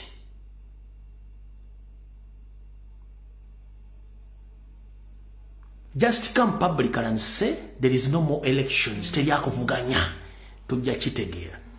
Nebo bango okyateekawo kulonda kitegeere nti ejja kubeera opposition. Ne muggulu wali opposition, tewali watali opposition. Ola ne mukazi wo n'abaana b'osasulya school fees ne b'oliisa. When you go over daddy kino kisituufu. Daddy no penny wangulidde nkyama. Daddy basa agambye serete zaaweze. That's what we call oppose. Okitegeera. Ne mukazi waga nti amwami wange leero wano wakoze bubi. Kitegeeza nti opposition eri buli wamu bw'otayagala kulaba nti muntu bakutereeza eki. Kitegeeza tojja kutegeera kituufu kiriwo. Okyegatta ne Jeneti. Antu byogera kate ng'omusiraamu lw'eswata. Okyegatta ne Jeneti. Jeneti asula buziga waggulu. Wano ku mukolo mujja buzikulaga bantu nti mulina United mulina tewali. Mwayawukana dda lwaki? Wayenda Jeneti n'akumanya n'ateekawo opposition ye, n'ateekawo opposition ye. Mujja mu public just kulaga abantu nti muli man and woman. Nenga waliwo opposition mu family olwo mwayawukana dda ne Jeneti. Just mulaga kifaananyi kimu bafumbo. Kitegeeza ne mu family kenyini oyinamu opposition. Ne mu NRM oyinamu opposition. Olade mu Kereziya kati kansoke nkubabulire nekimutategeera. Eddiini mu ntandikwa yalina kubeera egi nkiddamu mpuliriza bulungi. Eddiini mu ntandikwa yalina kubeera egi nga ffenna tusinza Mukama Katonda. Nkiddamu eddiini ffenna twalina kubeera n'eddiini egi kubanga ffenna tusinza Mukama ani Katonda. Naye olw'ebikolwa ebyakolebwanga abantu abo buli muntu yadda kino si kituufu. Ona buli muntu alina engeri gy'akyusamu okusinziira ku ndaba y'ebintu naga kino tekijja kukola kantandikewo. That's what we call opposition. That's how nti amadini bwe geetondekawo ne gajja ne gatandika okwala. Naye nga ffenna tulipootinga ku muntu ogwo bamuyita Katonda, basira muyita Allah. That means nti ne mu ddiini Katonda tulina ne mu buwangiro waffe obutonde era tulinamu opposition.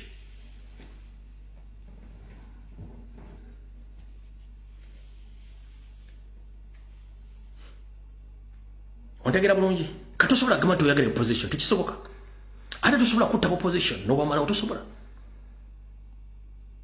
tosobola kubanga opposition babera n'abaana bammwe basoma n'abaana bammwe basoma ne bazzukulu ojja ku omwana akibala makati bwabanga asoma omusomero n'abazzukulu ogenda mugamba kyayigati jajjawo yatta taata wange yatta jajja wange. It is going to be a continuous hate. A continuous hatred egenda kubeerawo. Yes, bambali mu America bali Canada. Bana Uganda je bali bamanyi muzukulu wa Museveni oyo taata we yali kijambye oyo mutabani wa muho eyo taata we yali muti oyo mura jerete bo bali batemu. Oyo mutabani wa Musezani tuwa yatonda anyesugo natunde biwono obutago bina nabitunda. Oyo yali mutabani wa bonna bigenda kuvanga bijje ku meza nga tocha nacho genda kikola. Kitegera mu katukutegeeze bigo bitegere bulungi nnyo tewali watalo opposition. Kyemulina okukola kiri ekintu kimu accept. Gwe singa mukola ebintu byetugamba wano mulekerawo kidnapping abaana mulekerawo okutta abantu okubba obululu mulebe tunaleekaana mukole enguudo muzimba amasomero muzimba amalwaliro muteekewo emirimu mulebe tunadamu tugenda bakayanya n'okulonda mukulekenga akakiiko kali independent ngebaasaba n'amateeka mwagaana mukola byammwe then kati gwe musiri gwambadde uniform gwe balagira genda okwate Kyagulanyi otegera lunaku ki gwabega Kyagulanyi otegera lunaku ki nawe asindika information mbale ba Kyagulanyi otegera lunaku ki tokimanyi nti mu system y'obwambega bambega nene bamubeererako omwamubega bakusindika obega Kyagulanyi waliwo akubega oba wagenze wa Kyagulanyi era bwakulanga ova wa Kyagulanyi ng'alipotinge wa mukamenti kati avudde wa Kyagulanyi kati agenze wano era bwomala okukola ebaagala nga bakutta mbega bamubega ne mutabani wa mbega bambega nembega abega mutabani we ye system kubanga mutambiza emitwe emikalu njera kubuuza abantu bameka bafudde mu NRM mwenyi mu kibiina bantu bameka bafudde mu ministries za NRM mu system ya NRM bambega meka badde abamanyi mu government abafudde abasirikale abamanyi bafudde lwaki bafa Museveni kenyini abeetera kubanga amaze okufuna information nti bakyuka obwongo kati nkuddamu kugamba Museveni lekera okuwamba abantu ate tujja kufaafakana naawe ekya Ssekabaka Louis mugende mukinonyerezeeko saagala bamalira budde mbalaze bifaananyi agamu ku gaali amakomera ag'ettabbu na kino kye kimu ku byasigalyawo kati essaawa zimba bikuuma byafuuka bya bulambuzi okire bulungi nnyo kati aga amakomera gakitalya mwena mbadde ku NTV n'emikutu emirala omusajja asome ennamba y'abasibe bali mu makomera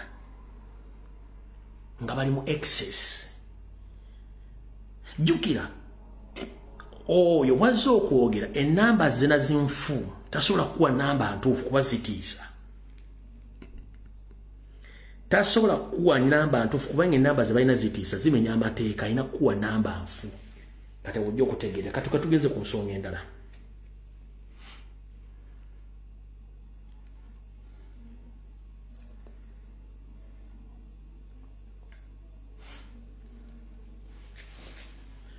mu bigambo by'amasomedde wali mu kwagala okukwata n'okumenyawo ekibiina kya National Platform n'okukwata president n'abazannyidde akatambi ka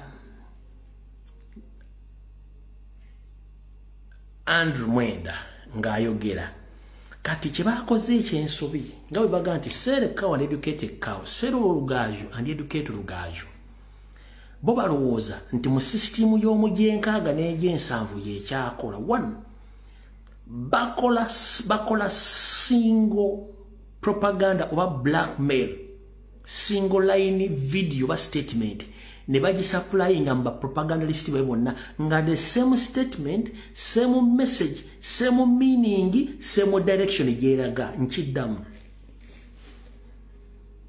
wali otudde kawo ne weebuuza yonebu etegeere etya nti essomero lyakopye wali kyebuuzizaako kasoke kwa muka sipologika waliwo ebuzizaako yunebu etegeera nti amasomero gaakopye yunebu etegeera nti amasomero gaakopye one bagendere bakebera essomero nga yunebu yasetinze ekibuuzo ng'abaana bonna balina same answer balina answer yemu ku question yemu empandiika ya ansa n'ensenka y'ebigambo yemu nga tekyuseemu kubanga oli aba yababbidde ebibuuzo ansa nga bwe yagibawadde nga babbira ebibuuzo buli mbaata ya net ewandika ansa eyo nga buli nnyukuta we bawumuliza we bongererako we bakola ki buli ansa bwe tebagiwandiika tebakyusaamu bwetyo UNEB wekwata babbi ebibuuzo kitegedde bulungi nnyo edda twalinanga abaana mu ssomero nga bakoppa ng'asobola okukoppa mu paniki muulu n'akoppiramu n'erinnya ly'ogwakoppye kati ne edda twalinanga abaana mu ssomero batuuka mu paniki muulu ng'ayagala koppa awuli obudde mulesi naye nga nebyawandika tekyabitegeera kati n'atandika okuzuumu waliwo kimenti eriiso amaaso g'omuntu during the exams mu koppa amaaso gali mu zuumu amaaso gali mu koppa omuntu asobola okuzuuminga amaaso n'atula mu pepa n'azuumu n'asindika lenzi z'amaaso ne zigera mu papula kati n'akoppa kati mu paniki muulu n'asobola okukoppiramu erinnya ly'oli gw'akoppa ekyo badde okimanyi nti during the examination time mulowooza kamera zokka zizina zoom omuntu atunda bwati n'azoominga eriiso nga akoppa gwakoppa ali mu disiki n'azoominga eriiso nga yala kubba ansa amaliriza n'erinnya alikoppeddemu kati ye NRM bakopperamu n'amanya mutemuseka bino ebintu bya ddala gwe oyagala otegeera nti ensinzibu watulako ebibuuzo bya P7 ebya senior 4 bya senior 6 mutuuka ku ssomero saawa 2 saawa emu ng'ebibuuzo mugenda bitandika saawa 2 ne bakuba akale ne muyingira examination room mutuula ku either waliwo setting ng'ente mutuulako abantu babiri oba mutuulako omuntu omuwall nga mutudde ne babagabira empapula bagatokwatako ne bakuwa empapula enkalu ne bakuwa n'ekibuuzo kyo n'ekkalamu yo ne buli kimu ng'okiina ne bakuseetinga ne bateeka wali essaawa ku kisenge invigileta nga alina akadde invigileta n'akuba akadde ntiririri akadde ne katandika otunula bwoti eriyo abeefukira mu ddakiika eyo n'ayitibwamu omusulo nga invigileta akubye akadde akatandika ebibuuzo kati bali mu kufuka essaawa zino bali mu kufuka lwaki kuga ebigambo bino mu system y'okwagala okubaninga ekibiina kya National Platform n'okukwata Robert Kyagulanyi Ssentamu butagenda kwesiima ku ballot paper bamukwata bamusibe n'ekibiina bakisaanyeewo nabagamba ebintu bino byatandikira ku bijjirwa abadde bangoberera era bijjirwa yabadde nga alonkinga simanyi revolutionary me kasasiro weeyo kansoke mbatwale wabijjirwa kansoke mbatwale ndyoke mbalage bano abasajja nti bakoppa ono ebijjirwa yabaddeyo kantuke gye bamulonkinze kansoke nkabalage bayina bijjirwa naye akakasa kimu nti bijjirwa naye yali wakabano wulira bijjirwa byayogedde wulira bijjirwa byayogedde kati ndyoke mbazanyire video za wulira bijjirwa bino naye mwogerako emyaka 5 emabega namwogerako emyaka 4 emabega bino nabyogerako emyaka 4 emabega wulira bwe yadde nga alonkinga ekibiina kye yadde alogootana yayeze kumana byenkola ki okuva ku olwo titwalira mu kugemagana bulungi waliwo buloga bamweta Lumbuye bamukoba nti kuba bigirwa ayonoonekere irala asobola okuva ku lusegere lw'omukulu buloga oyo yakoba ati bigirwa SCMA yamuwa emiliyoni 8 ajja atendeka abayeekere Tanzania bayire bakuba ekirayiro nti Kyagulanyi abaira ali kutendeka abayeekera n'olwensonga yaleme kwesimbawo 200 mulala nti nze bampa emiliyoni 8 ntwala abavubuka 24 e Tanzania batendeke ekintu ekyo kyanuma ino era yakoba ati woyagana bigirwa kuba woyagana bigirwa kayina abakazi 4 buli ku luguudo olufuluma e Kampala kuliko omukazi n'enumba mbuuze mwene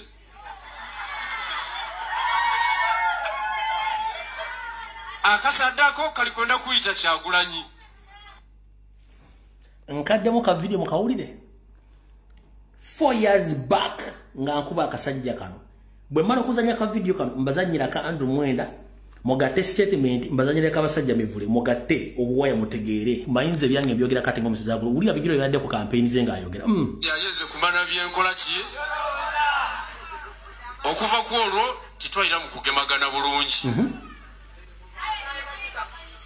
waliwo buloga bamweta Lumbuye bamukoba nti kuba bigirwa ayononekere irala asobola okuva ku lusekere lw'omukulu. Bulogo oyo yakoba ati Bigirwa SCMI yamuwa emiliyoni 8 ajja atendeka abayekere Tanzania bayire bakuba ekirayiro nti Kyagulanyi abaye ali kutendeka abayekera n'olwensonga yaleme kwesimbawo 220 mulala nti nze bampa emiliyoni 8 ntwala abavubuka 24 e Tanzania batendeke. Ekintu ekyo kyanuma ino era yakoba ati woyagana Bigirwa kuba woyagana Bigirwa kayina abakazi 4 buli ku luguudo olufuluma e Kampala kuliko omukazi n'enumba mbuuze mwene.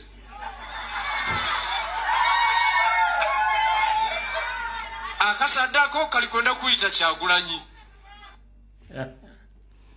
Akasadako okawulira kati bw'omala okuwulira akatambi ako njagala owulira Andrew Mwenda. They took people to Kenya. I could go into the details of the lady called Gladys and a certain man called Owino or something, who the radicals in Kenya who were helping them acquire military skills to confront security services.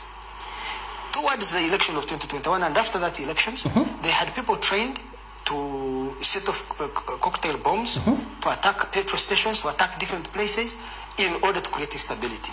You see? So now, you see, you can shake your hand. The moment you don't listen to the other party and where he's coming from, then it becomes difficult for you to bridge the gap. If the two of you are able to talk, you may not change many things fundamentally, but it's always important to understand the perspective from which the other person is coming. So, please understand that Museveni is not necessarily looking at Kyagulanyi and there's a man called Zake, whom he works with, and all these other politicians. I don't want to go into all the names of the activities I've been doing. There's a lot of details about plans and even physical attacks in Kalerwe, in Nansana. There are petrol stations that were attacked and bombed by them. And I'm disinclined to believe that the intelligence organizations are lying.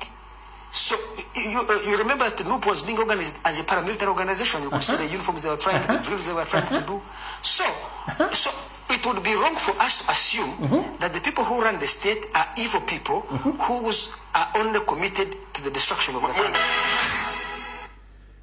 Kati wenjagala owulirenga aleeta 2021 Bigirwa agambye eki namukuba mwaka ki wokkawo njagala owulire Bigirwa namukuba 2 onaga 2 wulira wano. They took people to Kenya. I could go into the details of the lady called Gladys and a certain man called Owino or something, who the radicals in Kenya who were helping them acquire military skills to confront security services.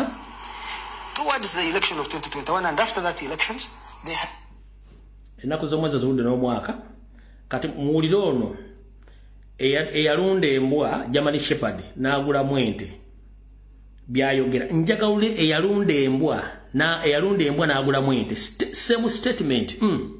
Kyagulanyi atwala abantu e Kenya. Waliwo omukyala bamuyita Gladys n'omusajja bamuyita Owino.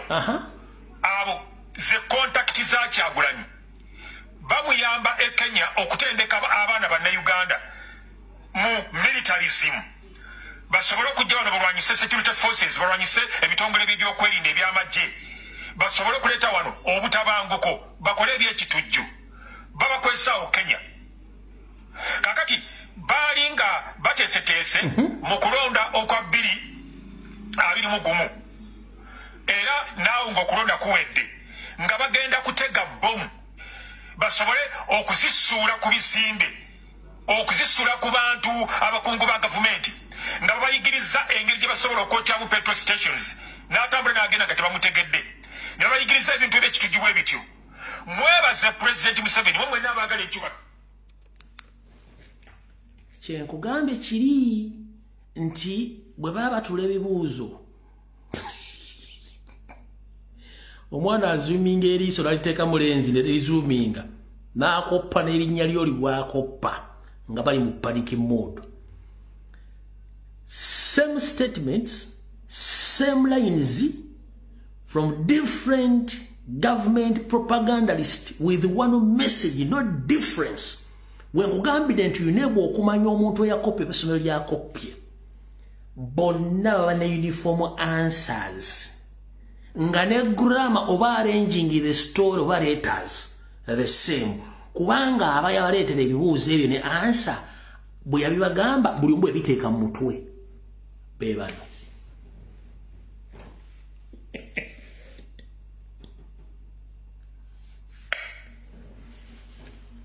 mwe tubasobola ekiro n'emisana tubasobola mutegedde bulungi nnyo bombi basatu mbakugattidde otegeere olukwe bwe lutambula era bwe luli Sero bihogo and educate bihogo Sero lugaju and educate lugaju tunde ente osome sente bw'oba oyagadde funayo abagula amatanga baganyweredde ebbanga ddene nga nabo bayifunyemu oluteetete obagatteko ze zino musajja mukulu yakuza mutwe nga mmale twetulowooza ategeera oza mukitegedde ensonga ezo kati awo tetugenda kulwa mubategedde kati mukulu Muhoozi Kajirugaba Museveni CMI ESO and ISO plus pusu whatever the spy network you have, I'm here to inform you that we are in .com era, whereby we are good at articulating issues and analyzing issues. We've learned a lot during your regime. We learned politics, we learned intelligence, and we learned each and everything. But for you, you failed to adapt. You're still in the other system, the analog system of blackmail propaganda. But that analog system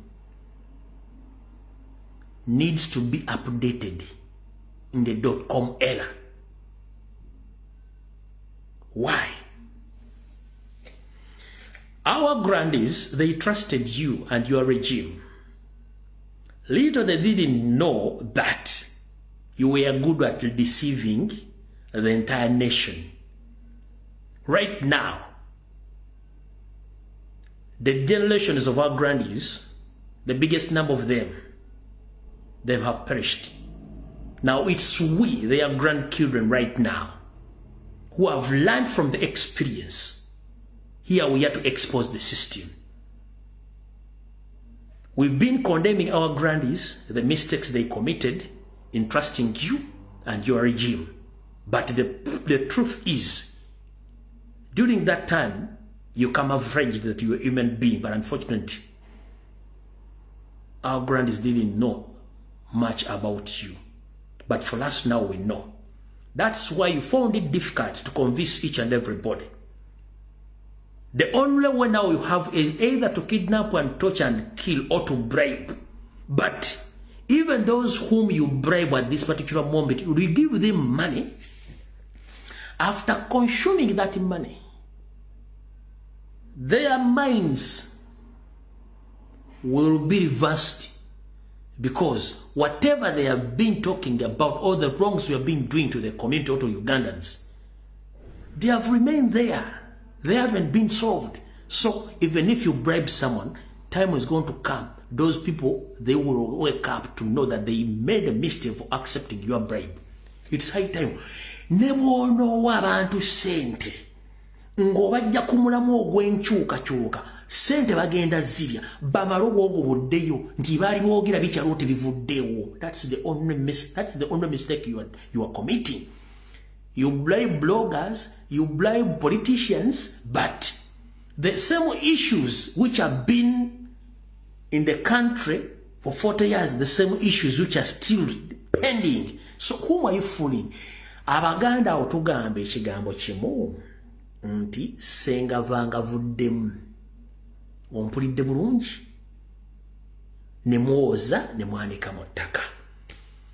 Gwe ne bono w'omuntu akawumbika ssente ng'okyawamba abantu, okyagoba abantu ku mataka, okyatta, okyabba obululu, enguudo tewali, amasomero tewali, amalwaliro tewali, emirimu tewali, omala biseera. Ng'ate buli akuvuganya ng'agaanye okulya omuwamba n'omutta. Tekigenda kuzzaawo kwagala ogenda kusuula. Kati mwenna tubadde tubagamba abaana bali mu diaspora n'abali e Uganda nti ekiri atabaala kyekirya n'asigadde waka nga mulowooza tusaaga. Museveni takyalina wadde ssente wazijja okujjako okuyita mu sisitimu yo babonyaabonya nga temutegedde. Ka vidiyo kano kansanze wano ngenda kukakolako research eri abaana bonna bali mu diaspora abaafulumira mu kampuni ez'enjawulo. Mubadde musasula omusolo nga musindika ssente ozizeeka nga kampuni zibasalako omusolo, Bank of Uganda basalako omusolo ne banka gye muteeka ssente babajjako omusolo. Wabula mbu waliwo enkola empya yose gyagala okukuteekawo ng'abajjako omusolo buli mwezi. Twabagamba ekiri atabala kyekiri n'akoze eki n'asigadde waka. Politics tankwatako ng'oli mu kiyumba mubeera simanyi jangu onkwekule, mulaga bubina, mulaga mabeere, muli mu challenge nga temayi bizibiri mu ggwanga. Akatambi kano kankazanye si kange, nkiddamu disclaimer si kange. Ngenda kukola okunoonyereza ku information ino. Bwe naaba nfunye more details about it nja kujja njongereko.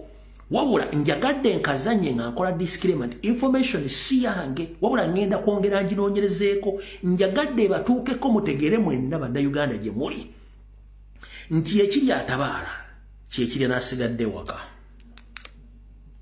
Wulira omwana ali mu kiyumba naawe asikaali buli muntu yenna yava e Uganda. Wulira Professor Wanjisewo, nawulidde nti waliwo etteeka lye bagenda okwettira bannyinaffe ne basesita baffe abali mu biyumba abasinga obungi be bayita abakadaama.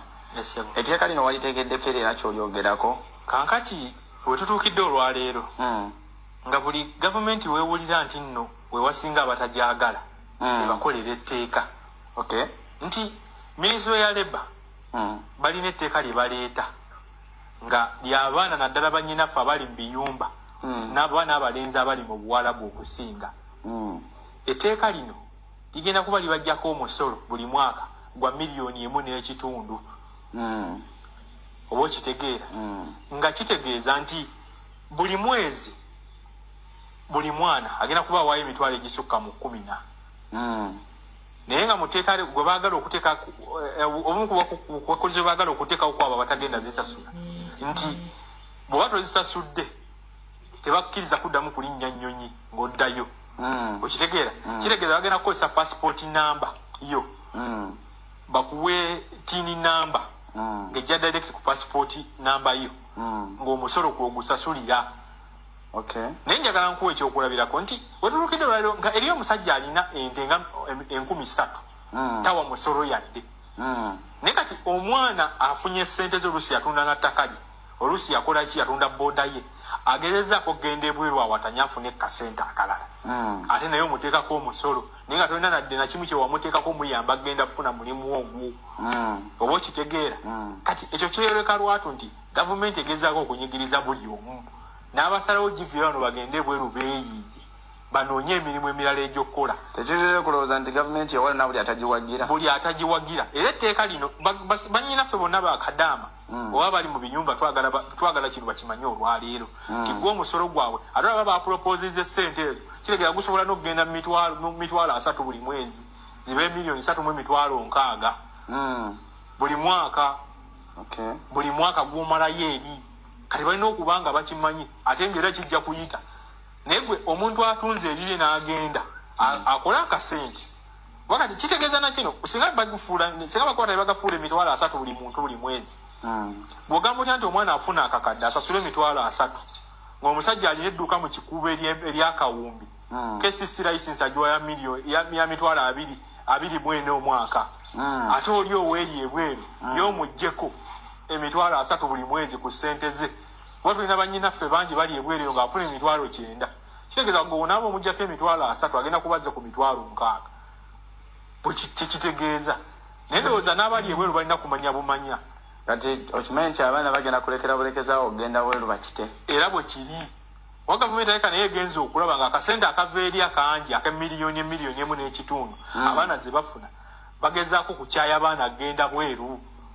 Tuvundire wano ffenna. Ffenna tuvundire wano nga bataddeko omukono ogw'ekyuma ate nga batulabako ffenna wano. Ye ssebo. Neza ne ssebo naye nze. Kale ssebo.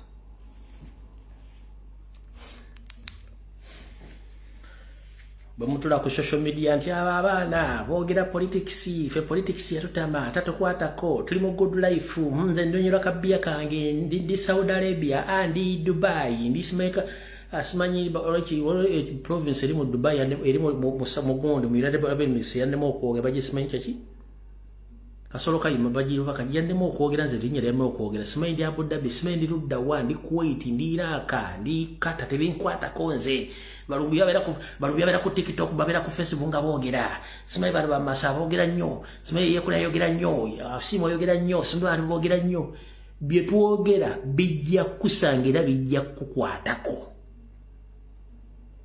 Museveni tayagala muntu alina sente songa atamini yayagala abantu babere ne sente abasolozo omusolo oguzimba eggwanga kubanga yalizimba.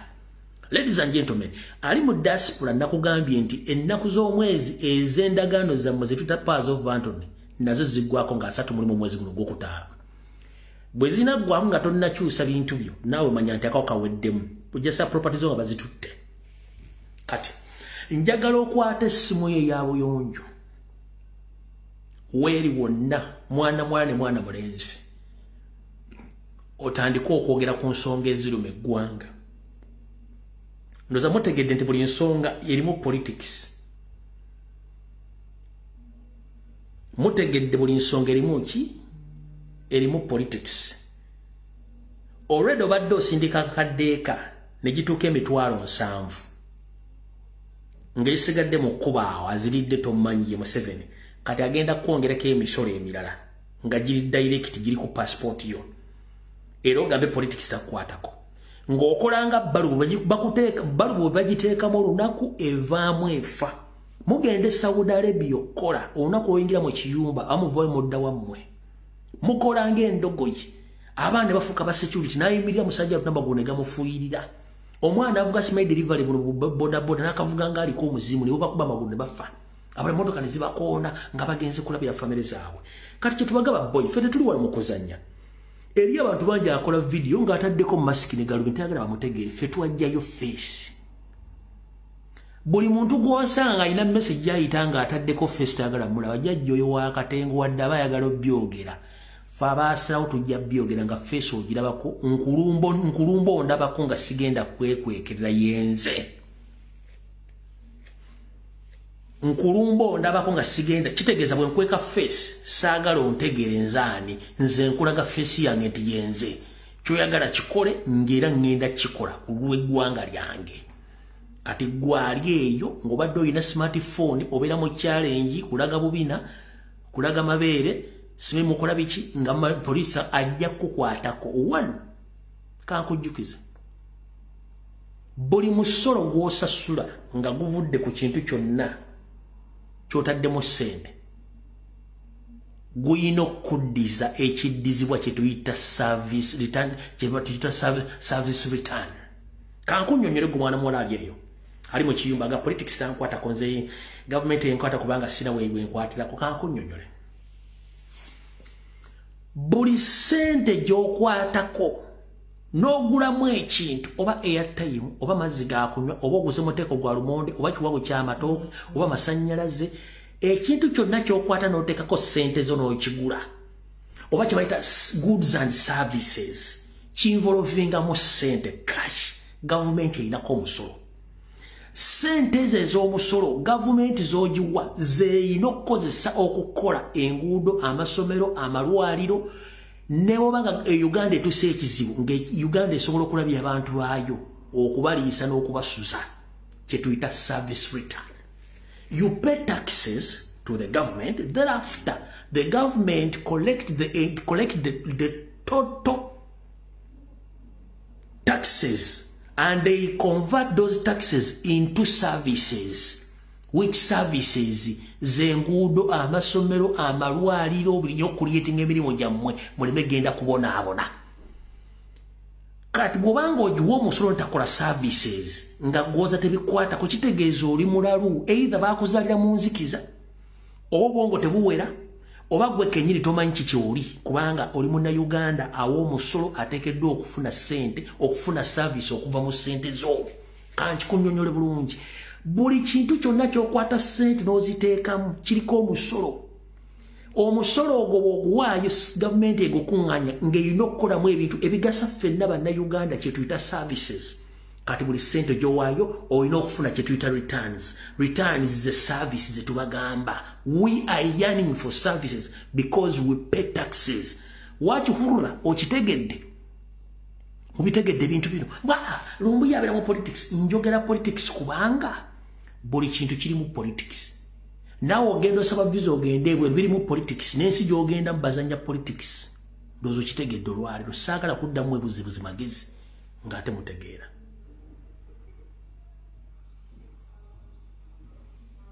Whenever you pay taxes, expect service returns. If you don't get service returns, that means the government is cheating you. Because it is your responsibility as a citizen of Uganda to pay taxes. And it is a responsibility for the government to return the services or to convert that money into services. The reason as to why Museveni is kidnapping Ugandans, it's because he fears to be exposed that he is a thief, he is a criminal. That is it. So, gwaliye politics tangu ajja kukwatako. Bobo yagala kumanya nti politics akwatako. Boza mwita ba celebrities e Kampala. Bobo yagala politics akwatako. Boza mwita ba celebrities e Kampala. Baavu balinge mmese z'omukereziya.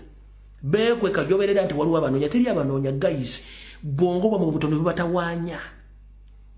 Mwita ba celebu nga temuli ba celebu. Celebu bamusasulira kebere image ye kebere bigaba bisasulira. Celebu noonya batandika okwogeza omugambo gutali kuwadde ssente. Nga kenyini weekweka. Tosobola na kwogera kigambo nti government enyigiriza omutunyigiriza go celebu ki. The reason as to why you call the public figure or celebrities, people expect you to come out to address some issues on behalf of Ugandans or on behalf of all of us. But when you keep quiet, that means you're not a celebrity, you are not a public figure. So, buligora banga yebuzabuzanga bekweka obeyita basi. What was I wanga celebu nowhere? Ofuka bufusi due to the influence jolina. Okitegera bulungi kati wachi obalo fuka celebu ate wekweka. Kubanga wejje mu category y'abantu bali bwoga nti mu high class nega wejje mbe bakusasulira buli kintu babera mu shows. Kati basafariga kitegezo ino bogerera. Nchiddamu buli yeita public figure ba celebu ngo ina following. Value those people who follow you. When they face problems, you have to come out to condemn or to speak for them. When you keep quiet, that means you are useless. Muliba celebrity. Buli muntu yena itiwa public figure or celebrities, it is your responsibility to speak on behalf of your followers. When they face tough challenges, most especially in the dictator's regime of Museveni. When you keep quiet, that means you've betrayed your followers. Do you copy that? Uganda celebrities, public figures. These, all of them, the attention seekers. Yes, bekweka for nothing kubanga bavu. Omuntu alina sente sola kwekweka. Video wenjisuka wano mbanjo inona. Bwenjisuka wano mbanjo nona. Video wedde tusinkane ku Rocksatu oba anytime anywhere before Wednesday mukaba bankomere musule bulungi. Bwalaba mwononeka abantu walire. Ata nayo noneka sigala kumulamwa. Nchidda mu video wedde musule bulungi. Mukaba bwalaba mwononeka abantu walire. Nange bwalaba nnyo noneka antwale. Byebyo video wedde. Mweraba.